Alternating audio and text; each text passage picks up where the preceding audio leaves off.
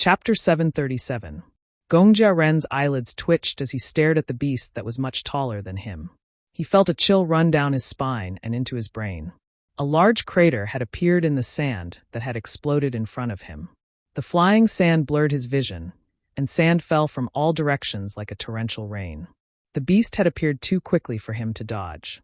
All he could do was crouch down, not daring to move. He hoped the beast would focus on the sand lizards. As soon as it shifted its gaze away, he would immediately burrow into the sand and play dead. Although he did not know if playing dead would work against a beast like this, he had no other choice. He did not have the energy to run, let alone escape. The sand lizards were flipped over by the giant worm. All 5 sand lizards ran for their lives as if they had seen their natural predator. The few of them were no match for the worm. The rest were no better off than Gong Jiaren. Earlier, they thought Gong Jiaren's domineering aura had scared the 5 sand lizards away. They did not expect an even more powerful one to jump out of nowhere.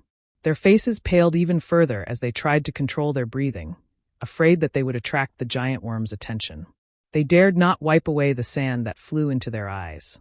They could only blink hard and crouch down to reduce their presence. Their eyes were focused on the movements of the giant worm, thinking about what to do next.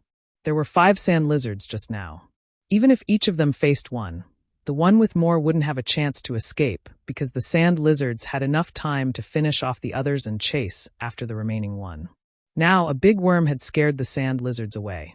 Although it looked very powerful, there were 6 of them. Would there be a chance for some of them to escape? Even if they could escape, would they have the energy to do so? They looked at each other, understanding each other's intentions. When the giant worm suddenly chased after one of the sand lizards, they immediately crouched down and dug a hole in the sand to bury themselves. This method was effective against some beasts in the desert, but it was completely useless against others. They didn't know if the big bug would discover them, but they could only do this. They didn't have the strength to run. If the cover of the sand didn't work, they could only accept their fate and wait for death. They could hear booming sounds coming from the sand, as if wooden stakes were smashing down. An invisible pressure filled the surroundings, and the originally difficult breathing became even more careful. After the whooshing sound of something breaking through the air, another boom sounded on the sandy ground. The strong wind blew a large amount of sand, and the feeling of it falling on one's body was like dense rain. They didn't dare to look up. They could only rely on their hearing to determine what was happening outside the sand. The big bug was hunting the sand lizards. Just now, it sounded 4 times in different directions. Did it mean that the 4-legged sand lizards had been killed? With the sudden collapse, he could even feel the sand covering his body becoming heavier and heavier, making it harder for him to breathe. The sand was still shaking. Although it was far from them, this distance was not enough to get them out of danger. Every time they took a careful breath in the sand, they felt as if their throats and lungs were being ground by the sand. It was extremely uncomfortable. The scorching sand on their backs felt as if it was going to cook their entire backs. They did not dare to use their strength to resist, so they could only endure it. Just as they were counting the sounds and anticipating that the big bug would chase after the sand lizards, they suddenly realized that not only was the sound not moving further away, it was actually getting closer. Now their slightly relieved hearts were in their throats again. Especially Gong Jiaren. He could tell that the sound was coming towards him. There were 2 sounds, one in front and one behind. The one in front was probably the sand lizard, and the one behind must be the big bug. Motherfucker, why is the sand lizard coming this way? Gong Jiaren cursed the sand lizard in his heart a few times, but could not change its direction. Boom! There was another explosion of sand, stirring up a strong gust of wind with the roar of a desert beast. The sand and dust on the ground flew in all directions like blooming flowers. Gong Jiaren, who was closest to the explosion, was not spared even though he was sprawled on the ground. The wind and sand came crashing towards him like a violent gust of wind. Gong Jiaren felt like someone had punched him in the back. He couldn't help letting out a muffled groan as his body was flung high into the air by the force of the impact. Then he crashed to the ground. However, the noise was muffled by the giant worm's pursuit of the sand lizard, so no one knew what happened to Gong Jiaren. Gong Jiaren felt his stomach churn. He almost vomited out the little bit of blood and meat he had eaten earlier. His body, which had not recovered, was now in a worse state. It was difficult for him to even stand now. He wanted to bury himself again as soon as possible, but his arms felt like they were chained to a boulder. It was difficult to even move. Even the sound of bones cracking could be heard. In Gongja Ren's blurry vision, he saw the blue figure with its two scythe-like forelimbs nailed to the sand lizard's body. The sound of sharp weapons slicing through hard armor and flesh rang clearly in Gongja Ren's ears. Everything finally came to a stop. The flying sand landed on the sand with a soft thud, then gradually quieted down. The atmosphere was still tense. Crunch, crunch, crunch. It was the sound of sand being kicked up by the big bug as it walked across the sand. The danger had yet to pass. The people in hiding continued to hide, not daring to come out. They did not even dare to lift their heads. However, Gongja Ren was having a hard time. He saw the big bug walking towards him with a sand lizard nailed to one of its forelimbs. Am I going to die? Gongja Ren's consciousness began to blur as he watched the big bug approach. However, he was much calmer than before. Perhaps he knew he could not escape, so he gave up on the idea of escaping and waited for death to come. Many thoughts flashed through his mind. Then he closed his eyes. The people hiding in the sand listened to the sounds outside the sand. After some strange noises, they finally left. When everything returned to normal, they carefully lifted their heads and shook off the sand on their bodies. It's finally gone. I almost suffocated to death. It's so hot. I'm so hungry. Are they all here? Are they all still alive? Where's Darun?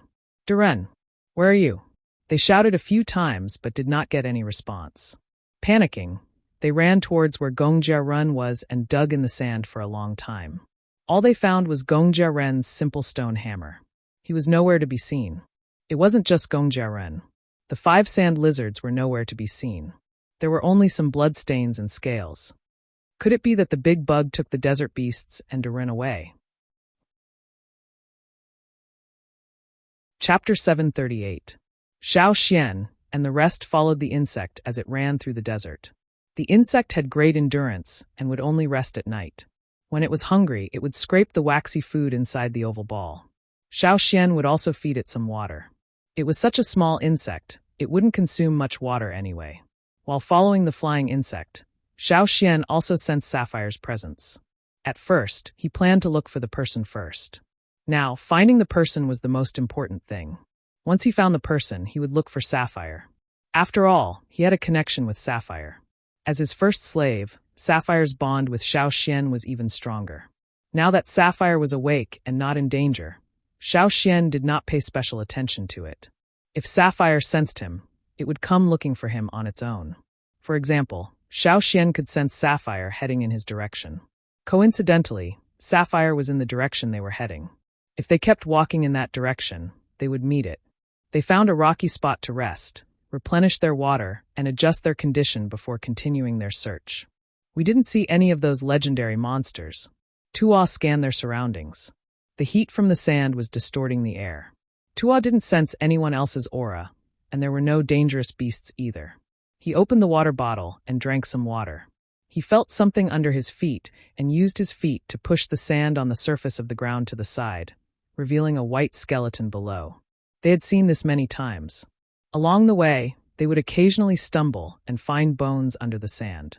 Some belonged to humans, some belonged to beasts. It shouldn't have been long, or there wouldn't even be bones left in this desert. From the wounds on the bones, the fatal injury was caused by a sharp weapon, not a beast's claws or teeth. It looked more like a human's weapon. Other than the monsters from Rock Hill City, there are also desert bandits in the desert. Everyone be careful, said Xiao Xian. Xian, do you think that person from the Gongja family is still alive? Asked Lei. The conditions in the desert were harsh. Other than the climate, there was also the threat of perspiration. The Gongja family only had 10 people. Could they really survive until they found them? It's certain that he's still alive. If he was eaten by a sand beast or killed, he wouldn't even have a complete corpse in this place. In that case, the flying insects will stop. Xiao Xian had read about this in Heng's scroll. Heng had said that if the insects stopped and lingered around for a long time, they would not need to continue searching. This only meant that those people were not lucky enough to last until they were found. So that's how it is. That means the person we're looking for is still alive. That's great. Lei smiled. He did not want to come to the desert and not see any skilled people, only some incomplete bones. As they were talking, They noticed that Xiao Xian was staring in one direction. Tua asked, Xian, what did you find? Xiao Xian shook his head. I just sensed Sapphire's movement. It's coming this way. We should be able to see it soon. Sapphire? It's here. Tua, Lei, and the rest looked around. They still remembered Xiao Xian's beetle. When he first started, it was small and could be squashed to death with one finger. When Xiao Xian brought Zheng Luo and the rest here, Sapphire appeared again and was already taller than them. It's been so long, I wonder if it's grown, said Lei. It must have grown a little. Based on past patterns, Sapphire's body would grow bigger every time it was unlocked. Now that the fourth lock had been unlocked, it must be bigger than the third lock. Xiao Xian thought. A few of them had never seen Sapphire before. They had only heard about it from others, but now that they thought about it, they could not remember. The only thing they remembered was that the insect could cause an insect swarm. It was said that an insect swarm was one of the scariest things in the desert. It was no worse than a sandstorm. Now that they thought about it, they were looking forward to seeing an insect swarm. After resting, he continued on his journey. On the afternoon of the second day, Xiao Xian suddenly stopped walking and looked ahead. Ta and the rest covered Yang Guang with their hands and looked in that direction. Something was approaching. Not a human, but a beast. Ta wanted to warn everyone, but Xiao Xian waved his hand. It's Sapphire. Sapphire? Tua looked ahead. After a while, he saw a large ball appear on the sand dune. Yes, a large ball. It looked like it was made of sand, and there seemed to be something on it. After crossing the sand ridge, the ball rolled down the slope of the sand dune. Dodge! Ta and the others cleared a path for the ball to roll past them. The 10-meter-tall ball rolled across the sand, creating a gust of wind. They could clearly feel its size and weight. However, everyone's line of sight didn't stay on the sandball for long. Soon, they noticed that behind the sandball, there was a blue figure that was rapidly approaching. Ray's jaw almost dropped. He pointed at the approaching big bug. Blue. That's the bug. That's it. Xiao Xian nodded. You call that a little? Ray looked at the beetle that was already 10 steps away. It was much taller than his house. How did it grow so big? What did it eat to become like this? The last time the beetle was lying on the ground, it was only a little taller than a person. Now it was twice as tall. The Yanjiao warrior who saw Sapphire for the first time looked at it in shock. He turned to ask the person next to him in a low voice. Didn't you say it was only as tall as a person? The last time I saw it, it wasn't that big. Another person cried out. On the other side, Sapphire was very happy to see Xiao Xian. It circled Xiao Xian a few times. Because the others were standing with Xiao Xian, Sapphire circled them. Even though they knew the bug wasn't a threat to them, some people couldn't help but feel nervous. After all, such a big guy was so close to them. It made them feel stressed. After circling a few times, Sapphire hurriedly chased after the sand ball that had rolled far away. It stood upside down and rolled the ball back to Xiao Xian with its hind legs. As a slave, this was its greeting gift to its master. It had collected a lot of food and rolled it all together. Collecting things, rolling them into balls and playing with them, was its hobby. After rolling the sand ball in front of Xiao Xian, Sapphire stood at the side and waited. It looked like a slave waiting for its master's evaluation. It looked nervous. At this time, everyone could see clearly what was on the sand ball. Although the sand ball was mainly made up of sand, there were also beast claws and scales that were exposed on the outside. There's a sand beast in it? Ray curiously leaned over. How did this ball come out? The sand is so strong that it didn't fall apart. Xiao Xian didn't answer. He saw the bug hovering above the sand ball and had a bad feeling. Xiao Xian's expression froze when he saw the skeletons in the ball. A bright flash of a sword flashed, and the sand ball was cut open. A person rolled out of the hole. Haha, who's this? Poor thing, Sapphire wrapped him in a ball. Ray and the rest laughed. Who is this? Someone from Rock Hill City? A desert robber? The latter was more likely. After all, there weren't many normal people in Rock Hill City. As for desert robbers, they weren't good people anyway. Their lives didn't matter to them. But soon, they saw the bug circle in the air and land on the person who had rolled out of the sand dune. His hair was messy and his face was dirty. They couldn't see his face at all. Xiao Xian, the others. They couldn't laugh anymore. Holy shit. No way. This bug was used to find a target. For the sake of accuracy, Gong Jiaheng had ordered the bug to only search for a single target. There would be no mistakes. Now, the flying insect that was used to find the target had stopped on a person who looked like he had stopped breathing. Everyone rushed over to him. Ta personally checked whether the person who had been left motionless was still breathing. If he was dead, their trip would be in vain. After checking, Ta slowly exhaled. His breathing is weak, but he's still alive. His condition isn't good. Let him drink it first. Xiao Xian had already melted a pill in a flask and passed it to Ta. This person is the Gongjia guy we're looking for? Tuo looked at the person on the ground and asked Xiao Xian. From the looks of the bug, it's him. Xiao Xian looked at Gongjia Ren on the ground. His injuries are quite serious. I wonder what else he encountered before meeting Sapphire. At this, Xiao Xian looked at Sapphire, who was standing at the side. Sapphire probably realized it had made a mistake and ruffled the sand anxiously. It had wanted to please its master, but in the end, it had almost killed his master's target. It had grabbed the Gongjia ligament with its claws when it was wrapping the lizard. If its target was a human, it would not have let the others hiding in the sand go. I've fed him the medicine. As for what happens next, we'll have to wait and see. Ta stood up. Since the key person had been found, they were not in a hurry to continue. Instead, they found a place to rest.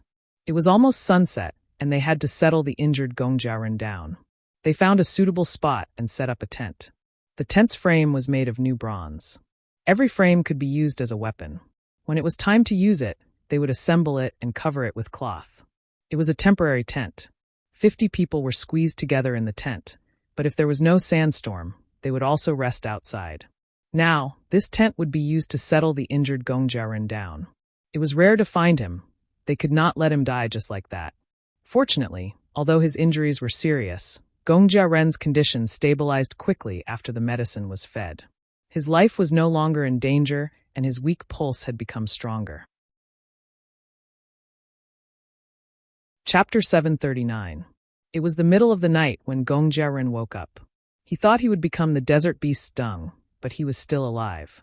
Gongjia Ren was still in a daze when he first woke up. It took him a while to realize that he was not dreaming, nor was he in another unknown world after death. He was still alive. He clearly remembered that before he lost consciousness, the giant bug had already walked up to him and raised its claw. But why was he still alive? Why was he not killed by the bug's claw? Plus, there were people breathing in this place. Was he saved? His surroundings were dark, but he could hear the rustling of cloth in the wind. He was inside a cloth shed. The smell of sand wafted from the ground. He was very familiar with this smell after fleeing in the desert for so long. He was still in the desert.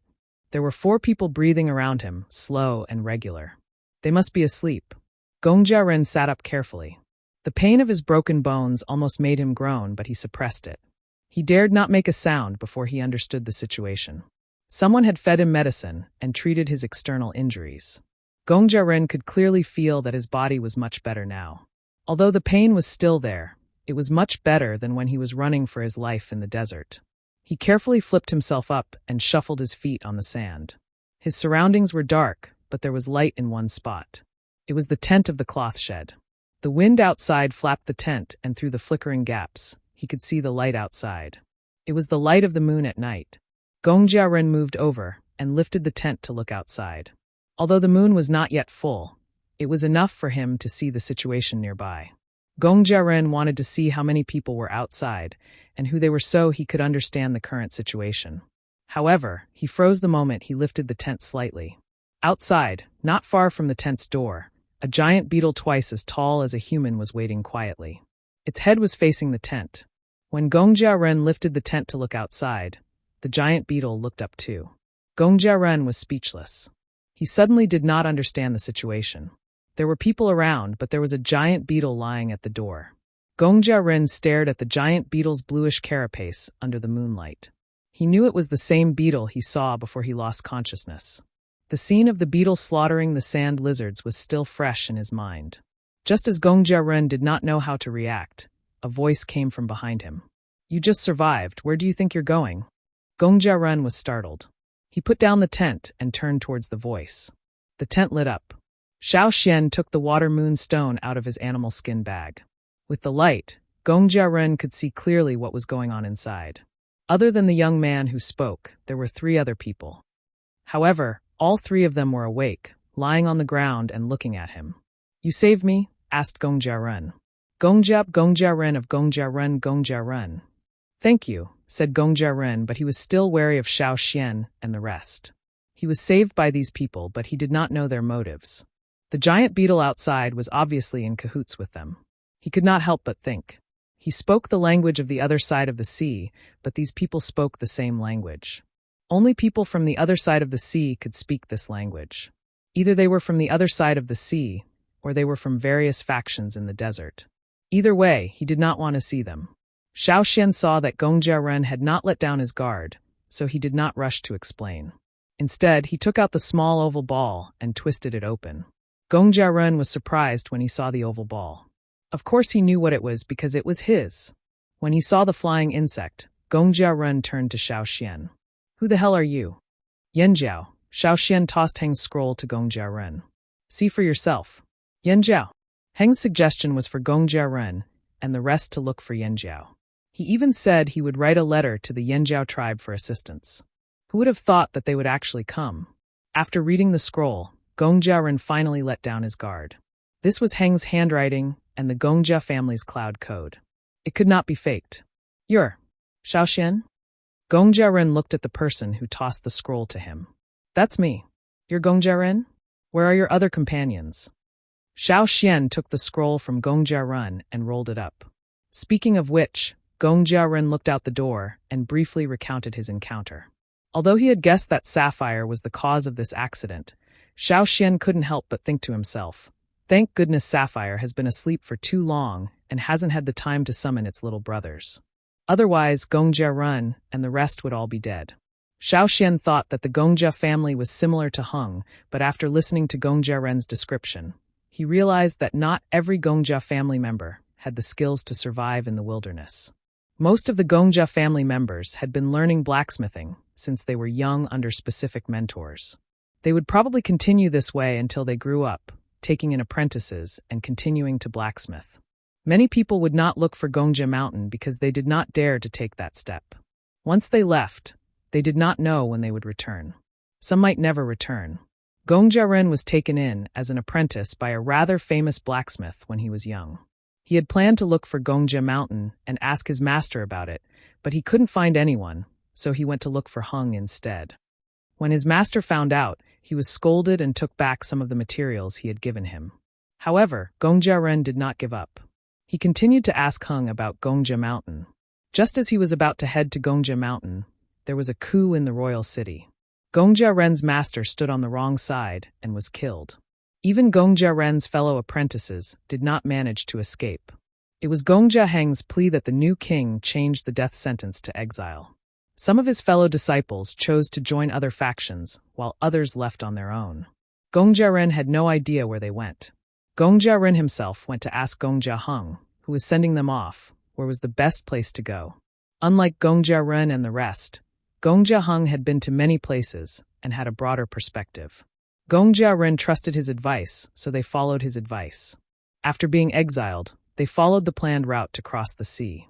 However, they did not expect to be ambushed. There were casualties in the group, and when they finally crossed the sea, they realized that the desert was even more dangerous. They did not have the experience to survive in such a dangerous place.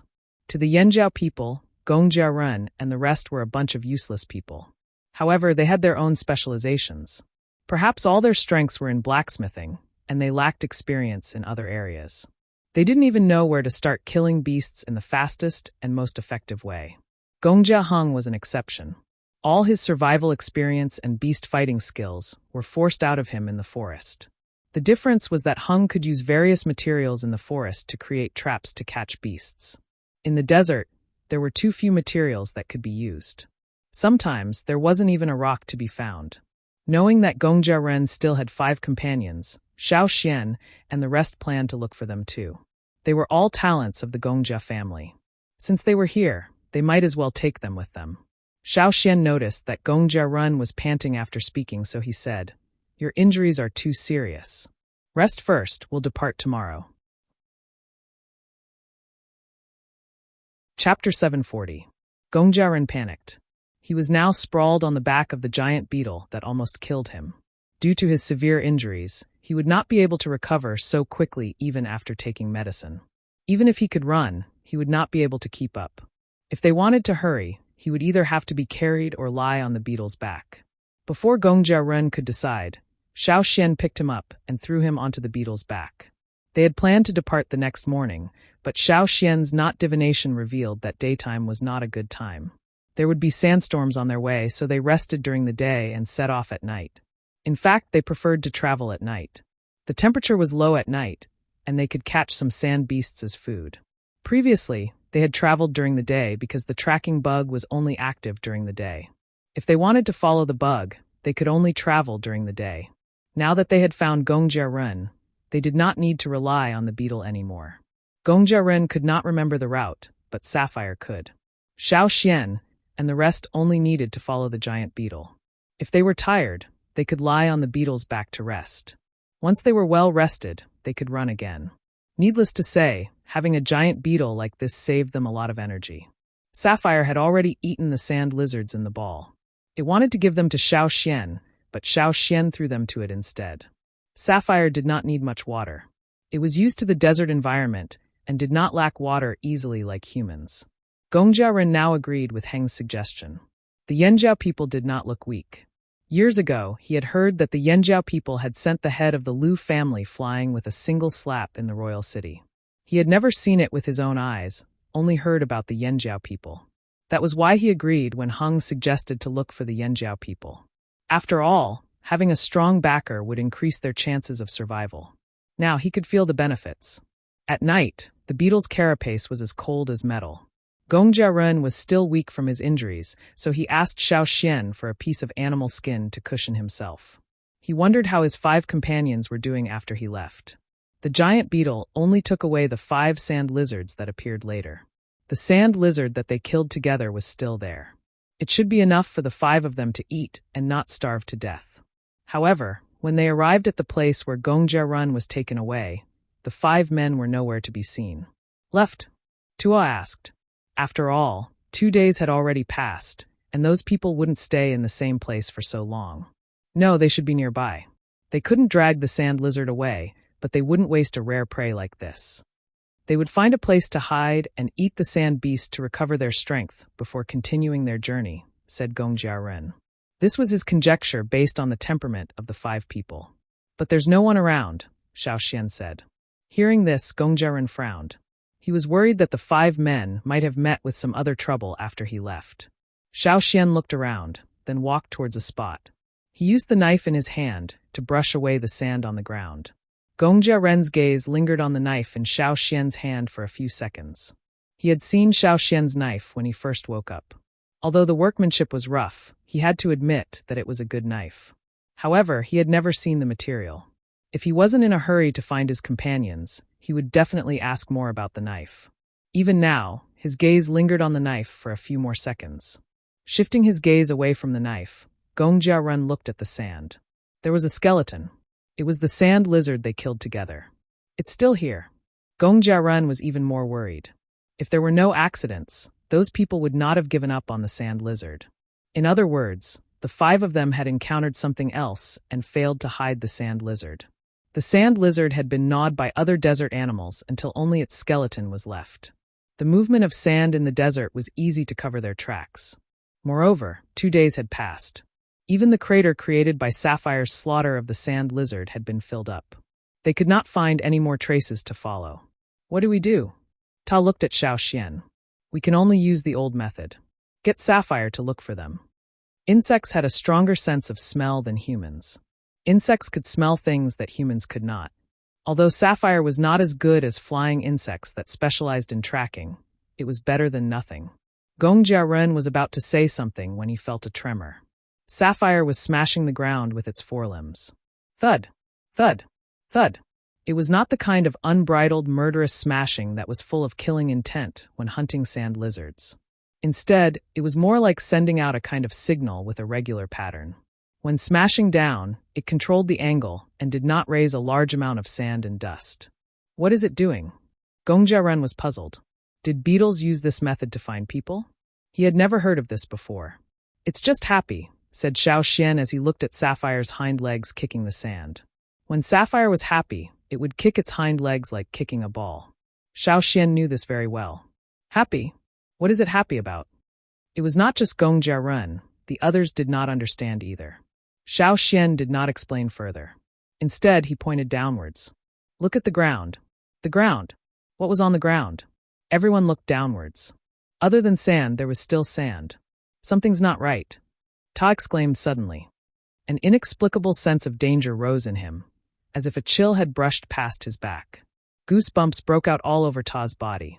People with rich hunting experience and strong intuition all had the same feeling. Their surroundings were silent. Other than the soft sound of the wind rustling the sand, there were no other sounds. It was as if all living creatures had left. Lying on the beetle's back, Gong Jiarun shuddered inexplicably. Although the scorching sun was scorching the beetle's back, he could still feel a chill seeping out of his bones. In terms of intuition, he was not as good as the Yanjiao, but after surviving in the desert for so many days, he could more or less react. They stared unblinkingly at the sand, waiting to see what was underneath.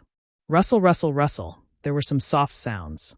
Every movement was not loud, but there were many places, as if something was rushing out from underground. Rustle, rustle, rustle, it was getting closer.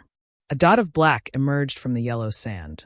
Then 2 dots of black, 3 dots, 4 dots, 10 dots, 100 dots, 1,000 dots. The densely packed black dots covered the original yellow sand. Gong Jiarun took a deep breath, his voice trembling as he looked at the scene before him. This is an insect swarm. This was one of the legendary desert disasters, the insect swarm. More and more black beetles emerged, and it was not stopping. Not a speck of yellow sand could be seen nearby. In the distance, the sand was gradually being eroded by the black. More and more beetles gathered around the giant beetle. Gong Jiarun, who was lying on Sapphire's back, felt the most keenly. He did not even have the strength to sit up, beads of sweat dripping from his forehead. Most of the Yanjiao people had encountered similar situations before. Back when they came to the desert to fetch people from the coast, they had encountered insect swarm as well. That was why they knew that as long as Sapphire was around, the insect swarm would not be a threat to them. The bad feeling was purely a conditioned response to danger. Insect swarms were harder to deal with than fearsome beasts. Plus, they felt that these insects were even more dangerous this time. Gong Jiarun looked around nervously, but realized that other than a few people, most of the Yanjiao people were calm. There was no fear or caution in their eyes, instead, there was interest. Gong Jiarun snapped out of his daze and understood. He was lying on the giant beetle's back. And now, these little beetles that had appeared were in cahoots with this big beetle. They might even be obeying this big beetle. So it was a false alarm. Gong Jiarun let out a long sigh of relief. However, halfway through his exhalation, he suddenly remembered that his companions wouldn't have been eaten by the insect swarm. Would they? Not long after emerging, the little beetles burrowed back into the sand. They did not like to move above the sand during the day, especially when the sun was shining brightly. When all the little beetles had burrowed back into the sand, Gong Jiarun asked, "Could my companions have encountered an insect swarm here?" "No," said Xiao Xian confidently. Indeed, if Gong Jiarun's companions had encountered an insect swarm, with their current abilities, there was no way they could escape. They would only be eaten. However, there were no human skeletons here. Even if the beetles had eaten all the bones, why was the sand lizard skeleton still there? Hence, the only explanation was that the 5 of them did not encounter an insect swarm. Since they did not encounter an insect swarm, they must have left for some other reason. Xiao Xian instructed Sapphire to track them down. It could find people based on their scent. Hence, the giant blue beetle circled the sand a few times before heading in a certain direction. "Follow it." Xiao Xian gestured for the rest to follow. After chasing for a while, Xiao Xian took out his universal eye. That direction is not towards Rock Hill City. If we go that way, we'll probably encounter desert bandits. They won't be heading towards the desert bandits. Unless they have no choice. Gong Jiarun's heart sank. This was not good news. Could they have joined the desert bandits? It was not impossible to find support in a desperate situation. Just like when they first entered the desert, some of their team members had done so. However, Gong Jiarun believed that the 5 of them were forced to do so. They were taken away by the desert bandits, not joining the desert bandits. No matter what the truth was, they would find the answer if they continued searching. Initially, Gong Jiarun was worried that the Yanjiao people would choose not to join the desert bandits because they did not want to provoke them. However, halfway through, he heard the Yanjiao people talking about robbing the desert bandits and swallowed his words. When he thought about the giant beetle beneath him, then about the insect swarm that might be following them under the sand, Gongjiarun was suddenly not afraid. Chapter 741. There are many bandit groups in the desert, big and small, scattered around the desert borders. They didn't dare to get too close to the center of the desert, as they were afraid of the people from Rock Hill City and the legendary undying monsters. Xiao Xian and the rest followed Sapphire in a certain direction. They had already walked so far, and they were heading towards the area with the most bandit groups. They were sure that the 5 of them went to the bandit group, but they didn't know if they were forced or not. In that direction, there were indeed desert bandits. However, if they continued to walk in that direction, they would leave the desert and see lakes, forests, and tall mountains.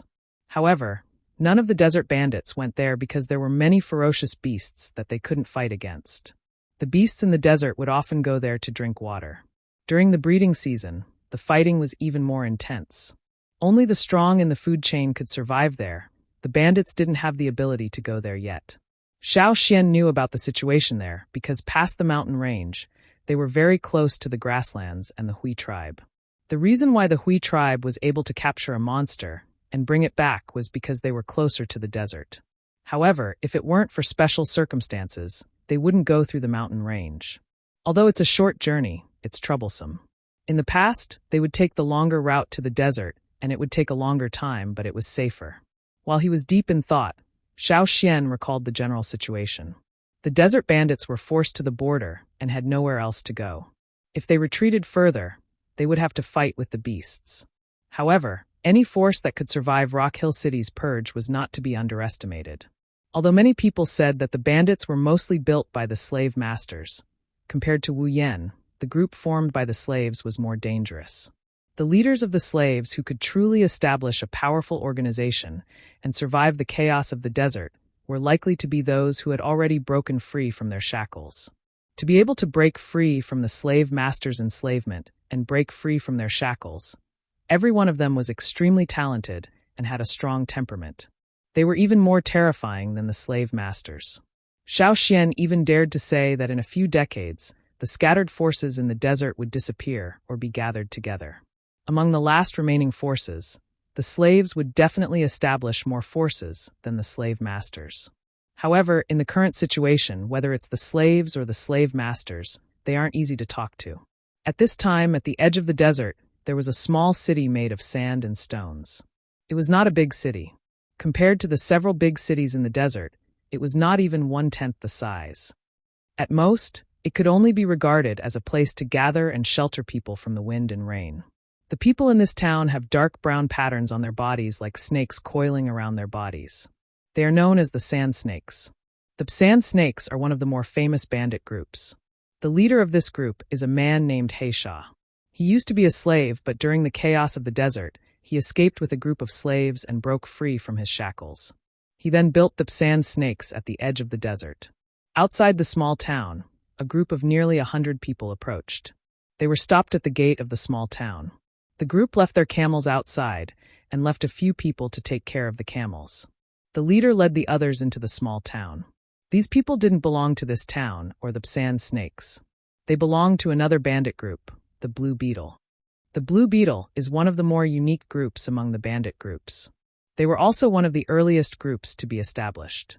When many people were fleeing, they found a place with a well. When everyone else was using rocks as weapons, they were already using gold. Rumors say that the Blue Beetle has a slave master supporting them. However, after a few years, those who know the Blue Beetle know that there is no slave master in the group. The leader is also a slave named Yiken who broke free from his shackles. Probably because they rose too early, they gained the upper hand. By the time the bandit groups started to develop, the Blue Beetle had already gained a firm foothold and recruited many people. Now, the Blue Beetle is one of the more famous bandit groups. They're not any weaker than the sand snakes. However, compared to other groups, the Blue Beetle name wasn't as domineering. Other groups had names with words like snake, scorpion, vulture, knife, axe, and so on. The Blue Beetle, on the other hand, took on an insect name. Even their symbol looked ridiculous. They were no longer tribesmen. However, if they wanted to rebuild their tribe, a symbol full of meaning was necessary. A symbol signified faith. It was a spiritual sustenance in a difficult situation. It also signified the beginning of a new life, similar to the tribesman's totem. Therefore, they tried their best to use powerful species as symbols for their groups. For example, the sand snake's symbol was a desert viper. A tiny drop of its venom was enough to kill people. It was feared. As for the blue beetle, their symbol was a blue bug. The blue beetle was probably the only bandit group that used a bug as a symbol. Although many mocked them in private, they didn't understand why they would use such a symbol. The blue beetle leader must be out of his mind to come up with such a symbol. However, in front of the blue beetle members, no one dared to mock them. Otherwise, a bloody battle would ensue. Among these people, other than the leader, the others had yet to break free from their shackles. After all, not everyone could reach that step. After all, there were only a few people who had the talent, strength, and temperament. Now, these people had already established their own forces. After being slaves for so long, once they saw a glimmer of hope, they would have thoughts of rebellion. They no longer wanted to be slaves. They no longer wanted to be ordered around and trampled on by others. They wanted to control their own futures. This time, the blue beetle leader, Yiken, was at the forefront. He was here to negotiate with Black Sand. Yiken was very tanned. Most of the slaves in the desert were like that. He didn't look very strong and his body was lean. Standing opposite him was the sand snake's leader, Black Sand. His body was covered in firm muscles. Under his tan skin, he looked like an iron tower. His naked upper body was surrounded by black vipers. His entire being exuded a dangerous and oppressive aura. "Long time no see, Yiken." Black Sand strode over. Although there was a smile on his face, his eyes were gloomy. He didn't look like he was in a good mood. Yiken, on the other hand, acted as if he didn't see his expression. He maintained his pace, and his tone was calm and distant. "Long time no see, Black Sand." Both of them raised their palms and clapped in the air. Their eyes met, filled with wariness. Black Sand's gaze swept across Yiken. On Yiken's exposed arms was an inverted beetle. Above the beetle was a round ball. Chapter 742. This time, the blue beetles were here mainly for an important resource. A few days ago, the blue beetles and the vipers had their eyes on a place. That place was the stronghold of another desert bandit group. There was a hidden underground spring there. Although they could not see anything from the surface, they received news that there was an underground palace built by a slave master in secret. Many slave masters liked to build underground palaces. However, there were not many suitable places in the desert to build underground palaces, so there were very few underground palaces. After the slave master built the underground palace, he discovered that there was water seeping through somewhere in the palace. Finally, he discovered that there was an underground spring there. Although the underground spring was not big, it was a precious resource in a place like this where there was a shortage of water. After all, not every underground palace could encounter such a thing. It was no doubt a pleasant surprise to encounter such a thing. However, the slave master did not spread the news. Instead, he executed all the slaves who discovered the spring and kept it a secret for himself. He even sealed the underground palace and treated it as a hidden treasure that belonged to him. Later, due to the changes in the desert, the slave master escaped to the underground palace with his people. He planned to use it as a temporary stronghold to develop his power. However, his slaves betrayed him. One of them broke through his shackles and escaped his control. The slave master was killed, and the underground palace was seized by the slave who broke through his shackles. He gathered some of the escaped slaves and eventually developed into a desert bandit group, Tianshui. Tianshui was another name for rain in the desert.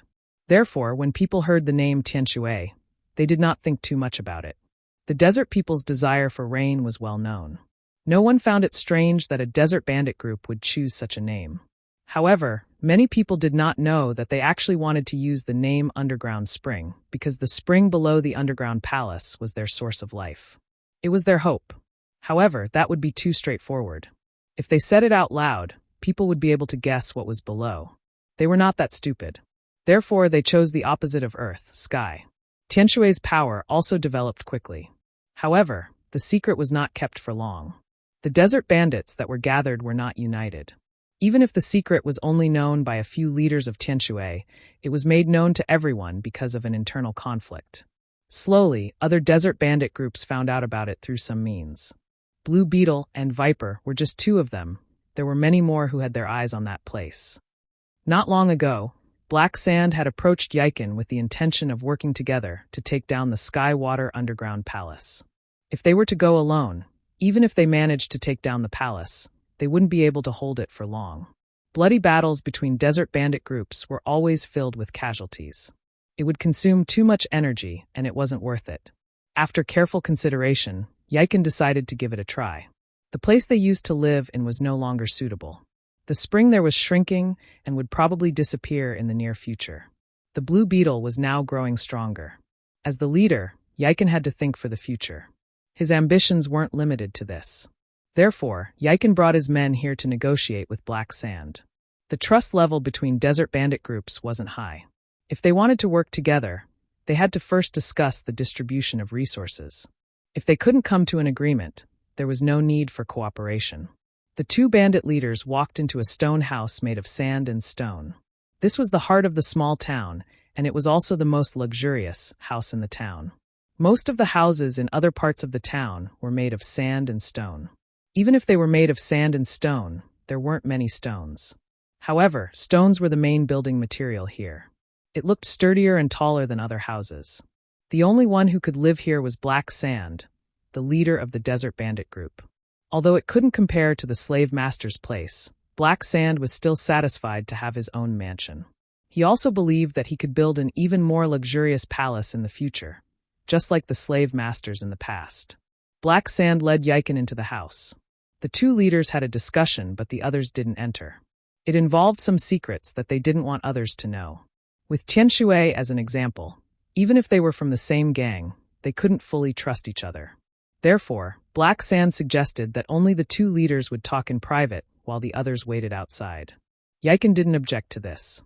However, after entering the house, to Yiken's surprise, Black Sand didn't bring up the topic of cooperation immediately. Instead, he talked about something else. "A few days ago, we the Vipers added a newcomer," said Black Sand. Yiken looked at Black Sand, waiting for him to continue. It was common for newcomers to join a desert bandit group. It wasn't unusual, but Black Sand must have brought it up for a reason. "He's from that side." Black Sand pointed in a direction. Yiken understood. It seemed that the newcomer came from the other side of the sea. The desert bandits liked to rob people from the other side of the sea. Firstly, people from other tribes wouldn't step into the desert. Only people from the other side of the sea would come here. Secondly, people from the other side of the sea always brought along many unique items such as gold wares, more exquisite clothing, and so on. They liked to rob these people. The newcomer, in order to seek protection, gave me this to show his sincerity. Black Sand pulled out a golden sword from behind the stone chair. There were some words on the sword that they couldn't understand, but that didn't stop them from admiring the patterns. The patterns engraved on the sword looked mysterious, accentuating the preciousness and rarity of the sword. Black Sand turned the hilt and swept his gaze over to Yiken. Then he gripped the hilt tightly and slashed downwards.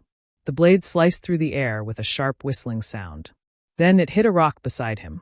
With a crisp sound, the rock that was the size of a human head split into two. Yiken's pupils contracted and his body tensed up. He knew that Black Sand was showing off and intimidating them at the same time. A good weapon was also a great help. These people who were once slaves and later broke through their shackles were actually not that far off in terms of strength now. Otherwise, they would not have been in a situation where there was a balance of forces instead of directly annexing them. The weapons they usually used couldn't compare to this sword at all. Because of this sword, the two men who were originally evenly matched began to lean towards one side. However, after Black Sand slashed the sword, he returned it to the chair. His goal had been achieved. He believed that the next negotiation would be easier. He didn't plan to attack the Blue Beetle directly. He didn't have absolute confidence in killing Yiken, even if he had this legendary sword. Moreover, in order to take down Skywater's underground palace, he still needed to cooperate with the Blue Beetle. The purpose of intimidating them earlier was just to gain more benefits during the negotiation. While the leaders of the two major desert robber organizations were secretly discussing their cooperation, in another part of the small town, a place where captives were kept, there were a few people locked up in a low, sandy house. These people were either captured during a battle or robbed. There were several types of captives here. The first type were those who were important and were temporarily locked up here to await the leader's follow-up decision. For example, the 5 captives who were captured yesterday. The other type were those who were useless. These people were locked up here and wouldn't receive any food. At most, they would be given some water mixed with sand to ensure that they wouldn't die immediately. However, these people wouldn't be locked up here for long. They would be brought out soon and become food for the desert robbers. There wasn't much to eat in the desert, so humans became food too. To the slaves, irrelevant people were no different from other beasts. Therefore, they would eat them when they were hungry. There was no psychological pressure, and it was even natural for the desert robbers. One of the vipers who was guarding there was sitting in the shade, avoiding Yang Guang's exposure to the sun. He yawned and glanced around occasionally, listening to the movements of the people in the house. After another yawn, the man felt that something seemed to be moving under his feet. There were often some small beasts in the desert, and they were used to this situation. Therefore, the man calmly moved his feet away and took out his dagger, intending to see what was below. It would be good if it was edible. The thing under the sand was getting closer and closer. The man raised the dagger in his hand, waiting for the right time to stab down. However, the thing under the sand seemed to have sensed the danger on the ground. Just as it was about to climb out of the sand, it turned and went in the other direction. Not wanting to give up on the possible food in front of him, the man got up and chased after it. Anyway, there were other people guarding here, and it wouldn't be a big deal if he left for a while. After the man left, the sand on the sand bulged, and a dozen black beetles the size of a palm drilled out from the ground. Behind them, Xiao Xian pushed the sand aside and drilled out from under the sand. Chapter 743. Sapphire was enslaved by Xiao Xian, so its aura was similar to Xiao Xian's. After all, its power came from Xiao Xian, and it was Sapphire's power that attracted the beetles. Others might not be able to tell the difference, but the little beetles could. They would not harm Xiao Xian. In fact, Xiao Xian could even order them to do certain things. These slightly larger beetles had led the swarm of beetles to hunt for food while Sapphire was asleep. Compared to the other beetles, they were not only different in size but also stronger and smarter. However, no matter how smart they were only similar to regular beasts. Even Sapphire could not make them carry out complicated orders. However, simple orders were still possible. For example, luring the guards away or leading the other beetles to dig a hole in the sand. Xiao Xian and the rest had followed Sapphire all the way to this small town because most of the land around the town was flat and there was nowhere to hide. Their goal was to save people, not to fight the desert bandits. Even if they had to fight, they had to save the people first. Hence, they came up with another plan. Sapphire brought Xiao Xian underground. Due to Sapphire's large size, it would easily alert the desert bandits.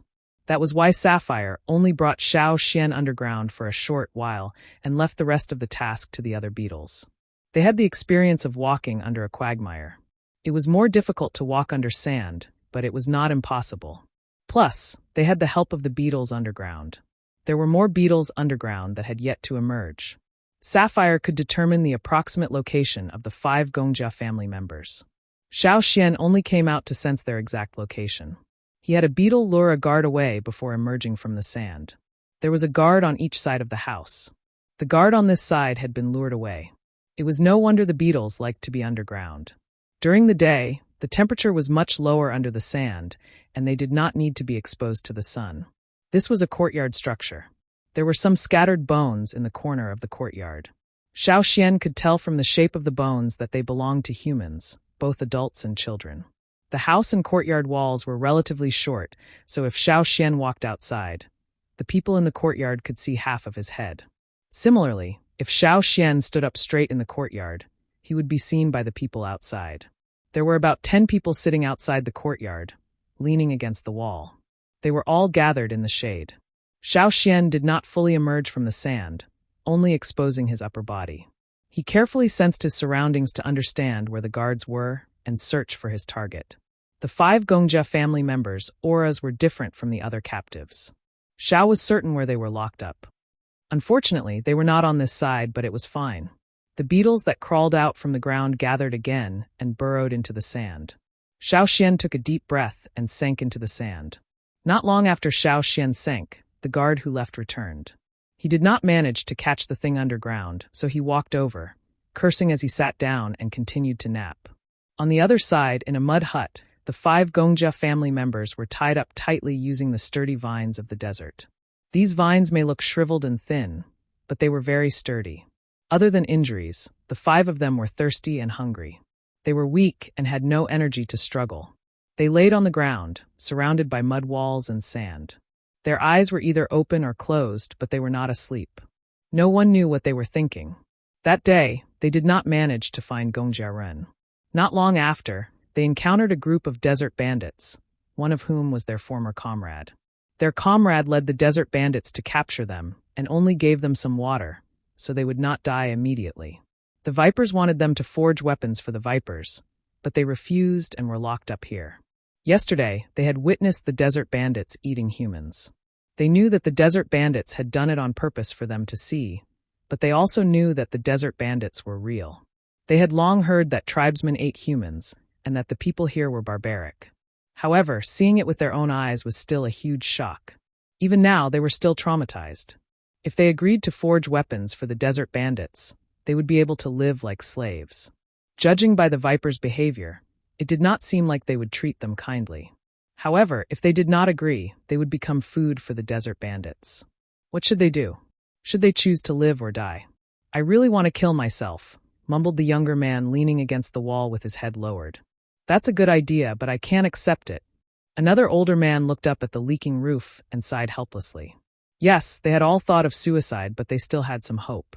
Perhaps there would be a turning point? At the end of the day, they just could not accept it.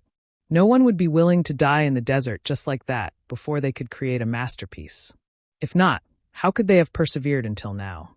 If we didn't choose to come here. One of them smiled bitterly and fell silent. There were no ifs in this world. They had chosen this path, so they had to bear the consequences. Previously, they had thought of digging their way out of the sand, but later they realized that it was too difficult.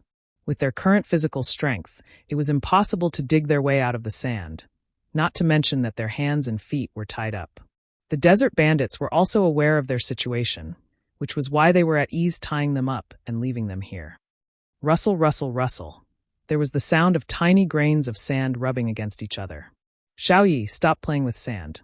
It's annoying, complained a man with his eyes closed in the corner. The young man leaning against the wall looked up blankly.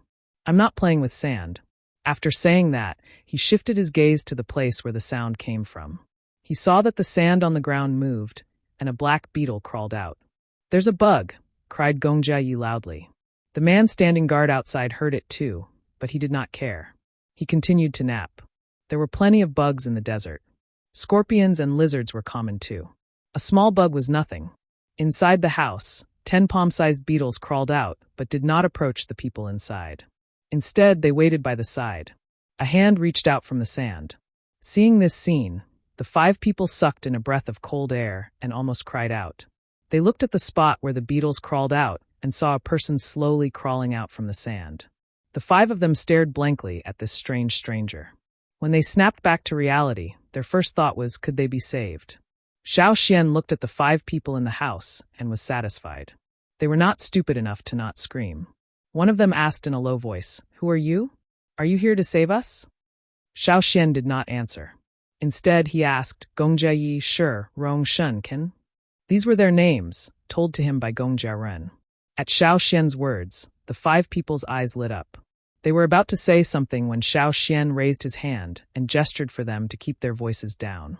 The 5 of them nodded quickly, their eyes shining even brighter. Xiao Xian took out a piece of cloth and opened it under the light. There were words written by Gongjiaren on it. The purpose was to tell the 5 people that Xiao Xian was here to save them, to make them believe in Xiao Xian. With the light from above, the 5 of them could read the words on the cloth clearly. They were so excited they wanted to cry. This person could get out from under the sand. Could he get them out from under the sand too? At this thought, the 5 of them suddenly felt that this person was reliable. They looked forward to Xiao Xian's next move. This was not the time to talk too much. The more they spoke, the higher the chance of them being discovered. That was why they just had to believe in Xiao Xian. With Gongjiaren's cloth, they did not have to suspect anything. Xiao Xian walked towards the nearest person and cut off his vines. He waved at the others, gesturing for them to come closer. The 5 of them were overjoyed, but soon, They felt that the development of the situation was different from what they had imagined. Wait, I understand the logic, but brother, why did you untie us and tie us up? Yes, after Xiao Xian untied the vines, he connected the vines together to tie them up. Not only that, he used his own rope to reinforce the vines so that none of them would fall off easily. The 5 of them looked at Xiao Xian in confusion, not understanding Xiao Xian's intentions. Xiao Xian wanted to ask the beetles to help transport the 5 of them out.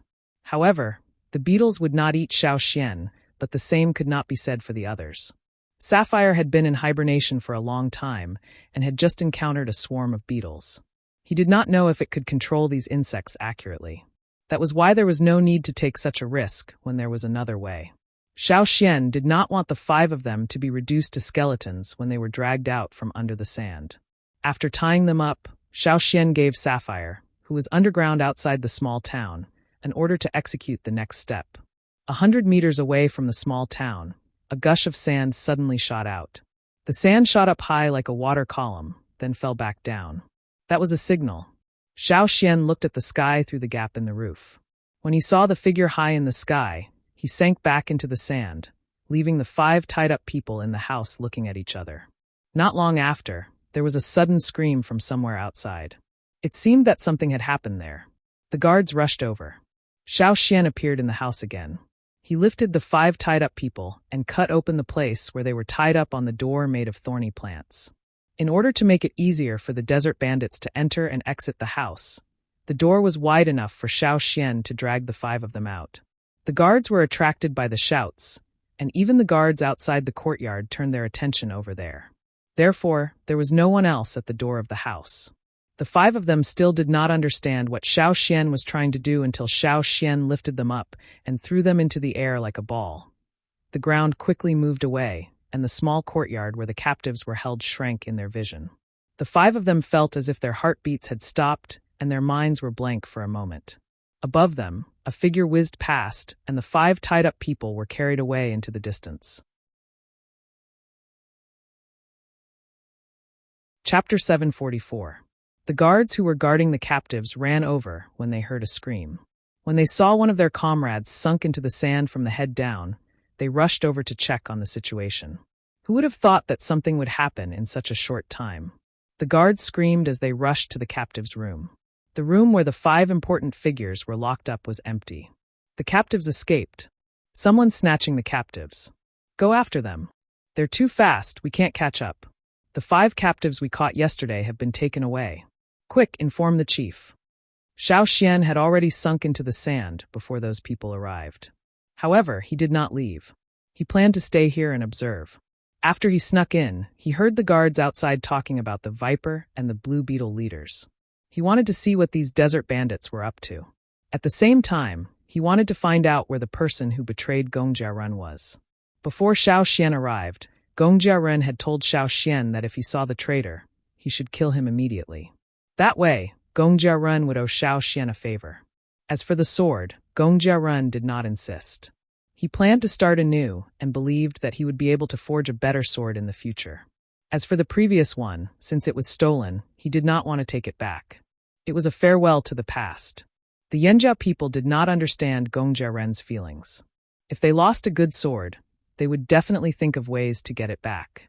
There was no such thing as a mood, a new beginning, or an old one. However, since Gong Jiarun did not ask for it, Xiao Xian did not pay too much attention to it. On the other hand, after hearing the report, the atmosphere between the 2 chiefs had turned sour. After hearing the news, Black Sand's gloomy face turned ferocious. He glared at Yiken. You cheated. Black Sand's eyes were suddenly bloodshot, as if they were dyed red. This happened every time he used the power in his body after breaking through the shackles. When he heard the news, Yiken cursed internally. Now that he saw Black Sand in this state, he knew that this discussion could not continue. We didn't do it. Yiken distanced himself from Black Sand and tried his best to explain. He was not stupid. It was not a good thing to fall out with the Sand Snake now. Moreover, he did not know who was being held captive by the Black Sand tribe. It seemed that the Black Sand tribe valued this person. Regardless of anything else, he would not admit to this. Unfortunately, Black Sand refused to listen or believe him.